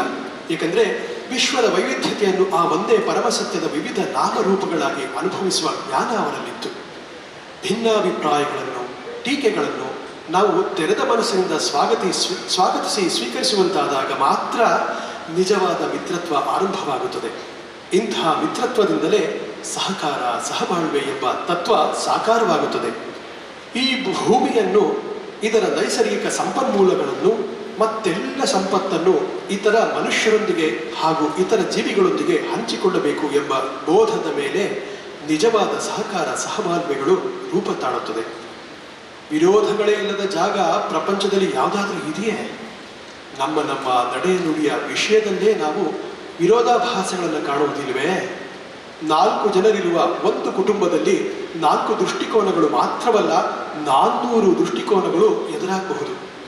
ಇನ್ನು ಆಫೀಸ್ನಲ್ಲಿ, ಆಫೀಸ್ ಎನ್ನುವುದು ವಿರುದ್ಧಾತ್ಮಕ ಅಭಿಪ್ರಾಯಗಳ ಸೂಪರ್ ಮಾರ್ಕೆಟ್ಟೇ ಆಗಿರುತ್ತದೆ. ಏಕೆಂದರೆ ಅಲ್ಲಿ ವ್ಯಕ್ತಿಗೆ ಒಂದು ಮನಸ್ಸನ್ನ ಇರುವುದು, 100 ವಿಭಿನ್ನ ಲಕ್ಷಣಗಳಿರುವ 100 ಮನಸ್ಸುಗಳಾಗಿ ಅದು ಒಡೆದಿರುತ್ತದೆ. ತಿಳಿದೋ ತಿಳಿಯದೆಯೋ ಮನುಷ್ಯರು ಮನಸ್ಸಿನ ಈ ಎಲ್ಲ ವಿರೋಧಾಭಾಸಗಳನ್ನು ಒಳಗೊಳ್ಳಬಲ್ಲರು. ಅದೇ ರೀತಿ ದುರ್ಬಲ ಸ್ಥಳಗಳಲ್ಲಿ ಸಮಸ್ಯೆಗಳನ್ನು ವೃಥಾ ಹುಟ್ಟುಹಾಕಿ ಸ್ವಂತ ಲಾಭ ಗಳಿಸಿಕೊಳ್ಳಲು ಬಲ್ಲರು. ಇಂದು ಜಗತ್ತಿನಲ್ಲಿರುವ ಬಹುತೇಕ ಸಮಸ್ಯೆಗಳು ಈ ರೀತಿಯಾಗಿಯೇ ಸೃಷ್ಟಿಸಲ್ಪಟ್ಟಿವೆ. ವ್ಯಕ್ತಿಗಳು, ಸಮುದಾಯಗಳು ಮತ್ತು ರಾಷ್ಟ್ರಗಳು ತಮ್ಮ ತಮ್ಮ ಧರ್ಮಕ್ಕೆ ಬದ್ಧರಾಗಿದ್ದು ಇತರರೂ ಸಹ ಅವರವರ ಧರ್ಮವನ್ನು ಪಾಲಿಸಲು ಬಿಟ್ಟರೆ ಜಗತ್ತಿನ 90% ಸಮಸ್ಯೆಗಳನ್ನು ನಿವಾರಿಸಬಹುದು. ಹೂದೋಟದಲ್ಲಿ ವಿವಿಧ ರಂಗಿನ, ವಿವಿಧ ರೂಪಗಳ ಹೂಗಳಿರುತ್ತವೆ. ಕೆಲವು ವಿಷಪೂರಿತ ಹೂಗಳು ಇರಬಹುದು. ಆದರೆ ಜೇನುದುಂಬಿ ಮಾತ್ರ ಆ ಎಲ್ಲ ಭಿನ್ನತೆಗಳನ್ನು ಮೀರಿ ಪ್ರತಿ ಹೂವಿನಿಂದ ಕೇವಲ ಮಕರಂದವನ್ನು ಮಾತ್ರ ಹೀರುತ್ತದೆ. ಇದೇ ರೀತಿ ನಮ್ಮ ಪ್ರಾಚೀನ ಋಷಿಗಳು ವೈವಿಧ್ಯತೆಯ ಆಧಾರದ ಏಕತೆಯನ್ನು ಗ್ರಹಿಸಲು ನಮಗೆ ಕಲಿಸುತ್ತಾರೆ. ಈ ದೃಷ್ಟಿಕೋನದಲ್ಲಿ ಯಾವುದೇ ದ್ವೇಷವಾಗಲಿ, ಪ್ರತೀಕಾರ ಭಾವವಾಗಲಿ ಇರುವುದಿಲ್ಲ. ಕೋಪ ತಾಪಗಳೂ ಇಲ್ಲ, ದುಃಖಕ್ಕೆ ಆಸ್ಪದವಿಲ್ಲ. ಎಲ್ಲರಲ್ಲೂ ಒಳ್ಳೆಯದನ್ನೇ ಕಾಣುವ ದಿವ್ಯ ದೃಷ್ಟಿ ಇದೆ. ಅಮ್ಮ ಹೇಳ್ತಾರೆ, ವ್ಯಕ್ತಿಯ ಬುದ್ಧಿ ಸಾಮರ್ಥ್ಯಗಳಿಗಿಂತಲೂ ಮಿಗಿಲಾಗಿ ಸಂದರ್ಭಗಳನ್ನು ಸಮಚಿತ್ತತೆಯಿಂದ ಎದುರಿಸುವ ದಕ್ಷತೆಯ ವ್ಯಕ್ತಿಯನ್ನು ದೊಡ್ಡವನಾಗಿಸುವುದು. ನಾವು ತಾಳ್ಮೆಯನ್ನು ಬೆಳೆಸಿಕೊಳ್ಳಬೇಕಿದೆ. ಅಮ್ಮ ರಾಮಾಯಣದ ಒಂದು ಸಂದರ್ಭವನ್ನು ಇಲ್ಲಿ ಹೇಳ್ತಾ ಇದ್ದಾರೆ. ರಾಮಾಯಣದಲ್ಲಿ ಭರತನ ಉದಾತ್ತ ಮನೋಭಾವವನ್ನು ಒಮ್ಮೆ ನಾವು ಗಮನಿಸಬೇಕು. ತಾಯಿ ಕೈಕೇಯಿ ಶ್ರೀರಾಮನನ್ನು ವನವಾಸಕ್ಕೆ ಅಟ್ಟಿದಾಗ ಅಯೋಧ್ಯೆಗೆ ಮರಳಿದ ಭರತ ತಾಯಿಯ ಕಪಟ ಯೋಜನೆಯನ್ನರಿತು ಕೋಪದಿಂದ ಕೆರಳಿ ಕೆಂಡವಾಗುತ್ತಾನೆ. ಭರತ ಯೋಚಿಸುತ್ತಾನೆ, ಇಲ್ಲಿ ನಿಜವಾದ ದೋಷಿ ಯಾರು? ಆ ದುಷ್ಟ ಮಂಥರೆಯಲ್ವೇ? ಸ್ವಲ್ಪ ಆಲೋಚಿಸಿದಾಗ ಭರತನಿಗೆ ಪಶ್ಚಾತ್ತಾಪ ಉಂಟಾಯಿತು. ಅವನು ಹೀಗೆ ಯೋಚಿಸ್ತಾನೆ, ಆದರೆ ಅವಳು ಕೈಕೇಯಿಯ ದಾಸಿ, ತನ್ನ ಒಡತಿಯನ್ನು ಮೆಚ್ಚಿಸುವ ಪ್ರಯತ್ನ ಅವಳಿಗೆ ಸಹಜವೇ. ಅಲ್ಲದೆ ಅವಳು ಬಡವಿ, ಅವಿದ್ಯಾವಂತೆ. ಹಾಗಾಗಿ ಅವಳನ್ನು ದೂಷಿಸಲು ಸಾಧ್ಯವಿಲ್ಲ, ಅವಳಿಂದ ಮತ್ತೇನನ್ನೂ ನಿರೀಕ್ಷಿಸಲು ಸಾಧ್ಯ ಇಲ್ಲ ಎಂದು ಯೋಚಿಸಿದ. ನಂತರ ಭರತನ ಆಲೋಚನೆಗಳು ತನ್ನ ತಂದೆ ದಶರಥನ ಕಡೆಗೆ ತಿರುಗಿತ್ತು.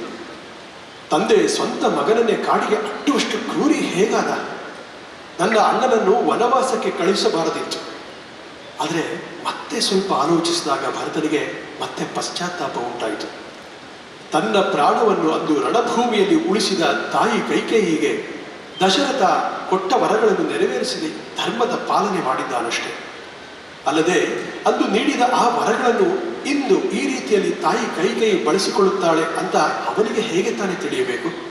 ಹಾಗಾಗಿ ಅವನನ್ನು ದೂಷಿಸಲು ಸಾಧ್ಯವಿಲ್ಲ. ಹಾಗಾದರೆ ನನ್ನ ತಾಯಿ ಕೈಕೇಯಿಯೇ ನಿಜವಾದ ಅಪರಾಧಿ, ಅವಳೆಷ್ಟು ನಿರ್ದಯಿ. ಆದರೆ ಯಾವುದೇ ತಾಯಿಗಾದರೂ ತನ್ನ ಮಗನ ಮೇಲೆ ಅತ್ಯಂತ ಹೆಚ್ಚು ಮಮತೆ ಇದ್ದೇ ಇರುತ್ತದೆ ಅಲ್ಲವೇ? ತನ್ನ ಮಗನೇ ರಾಜನಾಗಬೇಕು ಎಂದು ಯಾವುದೇ ತಾಯಿ ಅದನ್ನು ಬಯಸುತ್ತಾಳೆ. ಇದು ತಪ್ಪಾಗಲು ಹೇಗೆ ಸಾಧ್ಯ? ಹಾಗಾಗಿ ಅವಳನ್ನೂ ಸಹ ದೂಷಿಸಲಾಗದು ಎಂದು ಭರತ ಚಿಂತಿಸಿದ. ಭರತ ಹಾಗೆ ಯೋಚನೆ ಮುಂದುವರಿಸಿದ. ನನ್ನ ಅಣ್ಣ ಮಾಡಿದ್ದು ಖಂಡಿತವಾಗಿಯೂ ಸರಿಯಲ್ಲ. ರಾಮ ಸಿಂಹಾಸನವನ್ನು ತ್ಯಜಿಸಿ ಕಾಡಿಗೆ ಹಾಗೆ ಹೋಗಬಹುದೇ? ಆದರೆ ತನ್ನ ಪ್ರೀತಿಯ ಅಣ್ಣ ನಮ್ಮ ತಂದೆಯ ಆಜ್ಞೆಯನ್ನು ಪಾಲಿಸಿದ್ದಾನಷ್ಟೇ ಅಲ್ವೇ? ತಂದೆಗೆ ಹೆಚ್ಚಿನ ಸಾಲವಿದ್ದರೆ ಮಗನೇ ಅದನ್ನು ತೀರಿಸಬೇಕಾಗುತ್ತದೆ ಅಲ್ವೇ? ಹಾಗಿದ್ದಾಗ ನನ್ನ ಅಣ್ಣನನ್ನು ನಾನು ಹೇಗೆ ದೂಷಿಸಬಹುದು? ಹೀಗೆ ಚಿಂತಿಸುತ್ತಾ ಪ್ರತಿಯೊಬ್ಬರನ್ನು ಅಪರಾಧ ಮುಕ್ತಗೊಳಿಸಿದ ಭರತ ಕೊನೆಯಲ್ಲಿ ನಾನು ಇಲ್ಲಿ ಇದ್ದಿದ್ದರೆ ಇವೆಲ್ಲವೂ ನಡೆಯುತ್ತಿರಲಿಲ್ಲ. ಆ ದುರಾದೃಷ್ಟಕ್ಕೆ ಏಕೈಕ ಕಾರಣ ನಾನೇ ಎಂದು ನಾನು ಬದಲಾಗಬೇಕು ಎಂದು ಯೋಚಿಸುತ್ತಾ ತೀರ್ಮಾನಿಸುತ್ತಾನೆ. ಕೂಡಲೇ ರಾಮನನ್ನು ಮರಳಿ ಕರೆತರಲು ಕಾಡಿಗೆ ಧಾವಿಸುವ ಭರತ ರಾಮನು ಬರಲೊಪ್ಪದಿದ್ದಾಗ ರಾಮನ ಪಾದುಕೆಗಳನ್ನು ಕೇಳಿ ಪಡೆಯುತ್ತಾನೆ. ಜನರು ತಲೆಯ ಮೇಲೆ ಕಿರೀಟ ಧರಿಸಿದರೆ ಭರತನು ಸಂಪೂರ್ಣ ಶರಣಾಗತಿಯಿಂದ ಆ ಪಾದುಕೆಗಳನ್ನು ತಲೆಯ ಮೇಲಿಟ್ಟುಕೊಂಡು ಬರ್ತಾನೆ. ಮರಳಿ ಬಂದ ಮೇಲೆ ಶ್ರೀರಾಮಚಂದ್ರನ ಪಾದುಕೆಗಳನ್ನೇ ಸಿಂಹಾಸನದ ಮೇಲಿಟ್ಟು ರಘುಪುಂಗವನ ನಿಷ್ಠಾವಂತ ಸೇವಕನಾಗಿ ರಾಜ್ಯಭಾರ ಮಾಡುತ್ತಾನೆ. ಅಣ್ಣ ಕಾಡಿನಲ್ಲಿ ನೆಲದ ಮೇಲೆ ಮಲಗುವಾಗ ಅವನ ಸೇವಕನಾದ ನಾನು ನೆಲದ ಮೇಲೆಯೇ ಮಲಗಬೇಕು ಎಂದು ರಾಮ ಬರುವವರೆಗೂ ತಪಸ್ವಿಯಂತೆ ಬಾಳುತ್ತಾನೆ. ಈ ಪರಮ ಶರಣಾಗತಿಯೇ ಅವನನ್ನ ಭಗವಂತನ ಕೈಯಲ್ಲಿ ಒಂದು ನಿಮಿತ್ತ ಮಾತ್ರನನ್ನಾಗಿ ಮಾಡಿತು. ನಾವು ಝೂಗೆ ಹೋದಾಗ ಅಲ್ಲಿ ಅನೇಕ ಕಾಡು ಪ್ರಾಣಿಗಳನ್ನು ನೋಡುತ್ತೇವೆ. ಅವುಗಳಿಂದ ಸಾಕಷ್ಟು ದೂರ ಇರಬೇಕು ಎಂದು ನಮಗೆ ಗೊತ್ತಿದೆ. ಅದು ಬಿಟ್ಟು ನಾವು ಏನಾದರೂ ಮೂರ್ಖತನದಿಂದ ಪಂಜರದೊಳಗೆ ಕೈ ಹಾಕಿದರೆ ಸಿಂಹಕ್ಕೆ ಅದು ಉಚಿತ ಭೋಜನ, ನಮಗೆ ಅದು ಕೈ ಇಲ್ಲದ ಜೀವನ. ಇದೇ ರೀತಿ ಜೀವನದಲ್ಲೂ ನಾವು ಪರಿಸ್ಥಿತಿಗಳಿಗೆ ಅಂಟಿಕೊಳ್ಳದೆ ಸಾಕ್ಷಿ ಭಾವದಿಂದ ಅವಲೋಕಿಸಲು ಕಲಿಯಬೇಕು. ಅಮ್ಮ ಹೇಳ್ತಾರೆ, ನಮ್ಮ ಇಂದಿನ ಪರಿಸ್ಥಿತಿ ಹೇಗಿದೆ? ಚಿಂತಿಸದೆ ವರ್ತಿಸುತ್ತೇವೆ, ವರ್ತಿಸದೆ ಬರೀ ಚಿಂತಿಸುತ್ತೇವೆ. ಪ್ರಸ್ತುತ ನಮ್ಮ ಮನಸ್ಸಿನಲ್ಲಿ ಒಂದು ಆಲೋಚನೆ ಬಂದರೆ ತಕ್ಷಣವೇ ಅದು ಮಾತು ಅಥವಾ ಕ್ರಿಯೆಯ ರೂಪದಲ್ಲಿ ವ್ಯಕ್ತವಾಗಿ ಬಿಡುತ್ತದೆ. ಮೊದಲ ಆಲೋಚನೆಯು ನಮ್ಮ ನಿಯಂತ್ರಣದಲ್ಲಿರುವುದಿಲ್ಲ. ಆದರೆ ಎಚ್ಚರ ವಹಿಸಿದರೆ ನಾವು ಎರಡನೆಯ ಆಲೋಚನೆಯನ್ನು ನಿಯಂತ್ರಿಸಬಹುದು. ಪ್ರಸ್ತುತ ನಮ್ಮ ಆಲೋಚನೆಗಳು ಮತ್ತು ಕ್ರಿಯೆಗಳ ನಡುವೆ ಯಾವುದೇ ಅಂತರ ಅಂದರೆ ಗ್ಯಾಪ್ ಇಲ್ಲವಾಗಿದೆ. ಪರಿಣಾಮವಾಗಿ ನಮ್ಮ ಭಾವನೆಗಳನ್ನು ನಿಯಂತ್ರಿಸಲು ಸಾಧ್ಯವಾಗುತ್ತಿಲ್ಲ. ಮನಸ್ಸಿನಲ್ಲಿ ಕೋಪ ಬಂದ ತಕ್ಷಣ ಆ ಕೋಪವು ನೋವುಂಟು ಮಾಡುವ ಮಾತುಗಳಾಗಿ ಮತ್ತು ಕ್ರಿಯೆಗಳಾಗಿ ಮಾರ್ಪಡುತ್ತದೆ. ಹೀಗಾಗಿ ನಾವು ಅನೇಕ ಬಾರಿ ತೊಂದರೆಗೆ ಸಿಲುಕಿಕೊಳ್ಳುತ್ತೇವೆ. ಅಮ್ಮ ಮುಂದುವರಿಸ್ತಾ ಹೇಳ್ತಾರೆ, ಬೋಧದ ಪ್ರಕಾಶವು ಮೂಡಿದಾಗ ನಮ್ಮ ಆಲೋಚನೆಗಳಿಗೂ ಕ್ರಿಯೆಗಳ ನಡುವೆ ಗ್ಯಾಪ್ ಅಂದರೆ ಅಂತರ ಉಂಟಾಗುತ್ತದೆ. ಬಿಸಿಲಿನಲ್ಲಿ ಒಣಗಿಸಿದ ಅಥವಾ ಹುರಿದ ಬೀಜಗಳು ಎಂದಿಗೂ ಮೊಳಕೆ ಒಡೆಯುವುದಿಲ್ಲ. ಅದೇ ರೀತಿ ಬೋಧದ ಪ್ರಕಾಶದಲ್ಲಿ ನಮ್ಮ ವಾಸನೆಗಳ ಅಂದರೆ ಹಳೆಯ ಸಂಸ್ಕಾರಗಳ ಬೀಜಗಳು ಮೊಳಕೆ ಒಡೆಯುವುದಿಲ್ಲ. ನಮ್ಮಲ್ಲಿ ಈ ಗ್ಯಾಪ್ ಅಂತರವಿರುವಾಗ, ಸಮಯದ ಅಂತರವಿರುವಾಗ ನಾವು ಇತರರನ್ನು ಕ್ಷಮಿಸಬಲ್ಲೆವು, ಪರಿಸ್ಥಿತಿಯಿಂದ ದೂರ ಸರಿದು ಸಾಕ್ಷಿ ಭಾವದಿಂದ ಕಾಣಬಲ್ಲೆವು. ಒಮ್ಮೆ ಒಬ್ಬ ಸೈಕಿಯಾಟ್ರಿಸ್ಟ್ನ ಬಳಿ ಹೋಗ್ತಾನೆ. ಡಾಕ್ಟ್ರೇ, ನನ್ನ ಕೈಲಿ ಆಗ್ತಿಲ್ಲ ಡಾಕ್ಟ್ರೇ, ನನಗೆ ಕೋಪ ಬಂದರೆ ನನ್ನನ್ನು ನಾನೇ ಕಂಟ್ರೋಲ್ ಮಾಡೋಕ್ಕೆ ಆಗಲ್ಲ, ಏನಾದರೂ ಪರಿಹಾರ ಕೊಡಿ ಡಾಕ್ಟ್ರೇ. ಅದಕ್ಕೆ ಡಾಕ್ಟರ್ ಹೇಳ್ತಾರೆ, ಇದಕ್ಕೊಂದು ಸಿಂಪಲ್ ಥೆರಪಿ ಇದೆ. ನಿಮಗೆ ಕೋಪ ಬಂದ ತಕ್ಷಣ ಮೈಂಡ್ನಲ್ಲಿ ನಂಬರ್ಸ್ ಎಣಿಸೋಕ್ಕೆ ಸ್ಟಾರ್ಟ್ ಮಾಡಿ. 1, 2, 3 ಹೀಗೆ ಆ ನಂಬರ್ಗಳು ಮುಗಿದ ಮೇಲಷ್ಟೇ ನೀವು ಬಾಯಿ ಬಿಡಬೇಕು, ಸರಿನಾ?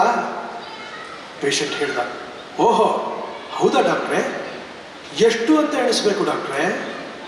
ಡಾಕ್ಟರ್, ನೋಡ್ರಿ, ಹೊರಗಡೆ ಯಾರಾದರೂ ಅಪರಿಚಿತರ ಮೇಲೆ ಕೋಪ ಬಂದರೆ 10ರವರೆಗೆ ಎಣಿಸಿ. ನಿಮ್ಮ ಆಫೀಸ್ ಕೊಲೀಗ್ಸ್ ಅಥವಾ ಫ್ರೆಂಡ್ಸ್ ಅವ್ರ ಮೇಲೆ ಏನೋ ಕೋಪ ಬಂದರೆ 50ರವರೆಗೆ ಎಣಿಸಿ. ಅದೇ ನಿಮ್ಮ ಸ್ವಂತ ಫ್ಯಾಮಿಲಿ ಮೆಂಬರ್ಸ್ ಇರ್ತಾರಲ್ಲ, ಅವರ ಮೇಲೆ ಕೋಪ ಬಂದರೆ 100ರವರೆಗೆ ಎಣಿಸ್ರಿ, ಸರಿನಾ? ಪೇಷಂಟು, ಎಲ್ಲ ಓಕೆ ಡಾಕ್ಟ್ರೇ, ಆದರೆ ಮನೇಲಿ ಇದ್ದಾಳಲ್ಲ ಆ ಮಹಾಮಾಯೆ, ನನ್ನ ಧರ್ಮಪತ್ನಿ, ಅವಳ ಮೇಲೆ ಕೋಪ ಬಂದರೆ ಎಷ್ಟು ಎಣಿಸ್ಬೇಕು ಮೊದಲು ಹೇಳಿಪ್ಪ. ಡಾಕ್ಟರ್ ಹೇಳಿದ್ರು, ಬ್ರದರ್, ನಿನ್ನ ಹೆಂಡತಿ ವಿಷಯಕ್ಕೆ ಬಂದೆ ಮಾತ್ರ ಎಣಿಸ್ತಾನೇ ಇರಪ್ಪ, ಎಲ್ಲೂ ನಿಲ್ಸೋಕೆ ಹೋಗ್ಬೇಡ ಅಂದರು. ಅಮ್ಮ ಹೇಳ್ತಾರೆ, ಇದು ಒಂದು ಜೋಕ್ ಆಗಿರಬಹುದು, ಆದರೆ ವೈದ್ಯರ ಸಲಹೆಯಲ್ಲಿ ಒಂದು ಆಳವಾದ ಅರ್ಥವಿದೆ.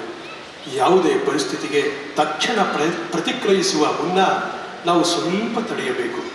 ಧ್ಯಾನ, ಮಂತ್ರಜಪದಂತಹ ಆಧ್ಯಾತ್ಮಿಕ ಸಾಧನೆಗಳ ಮಹತ್ವವಿರುವುದೇ ಇಲ್ಲಿ. ಇಂತಹ ಸಾಧನೆಗಳಿಂದ ನಮಗೆ ನಮ್ಮ ಬಗೆಗಿನ ಅರಿವು ಹೆಚ್ಚುತ್ತದೆ. ಪ್ರತಿಕ್ರಿಯಿಸುವ ಮುನ್ನ ಒಂದು ಸಣ್ಣ ವಿರಾಮವನ್ನು, ಪಾಸ್ ತೆಗೆದುಕೊಳ್ಳಲು ನಮಗೆ ನೆರವಾಗುತ್ತದೆ.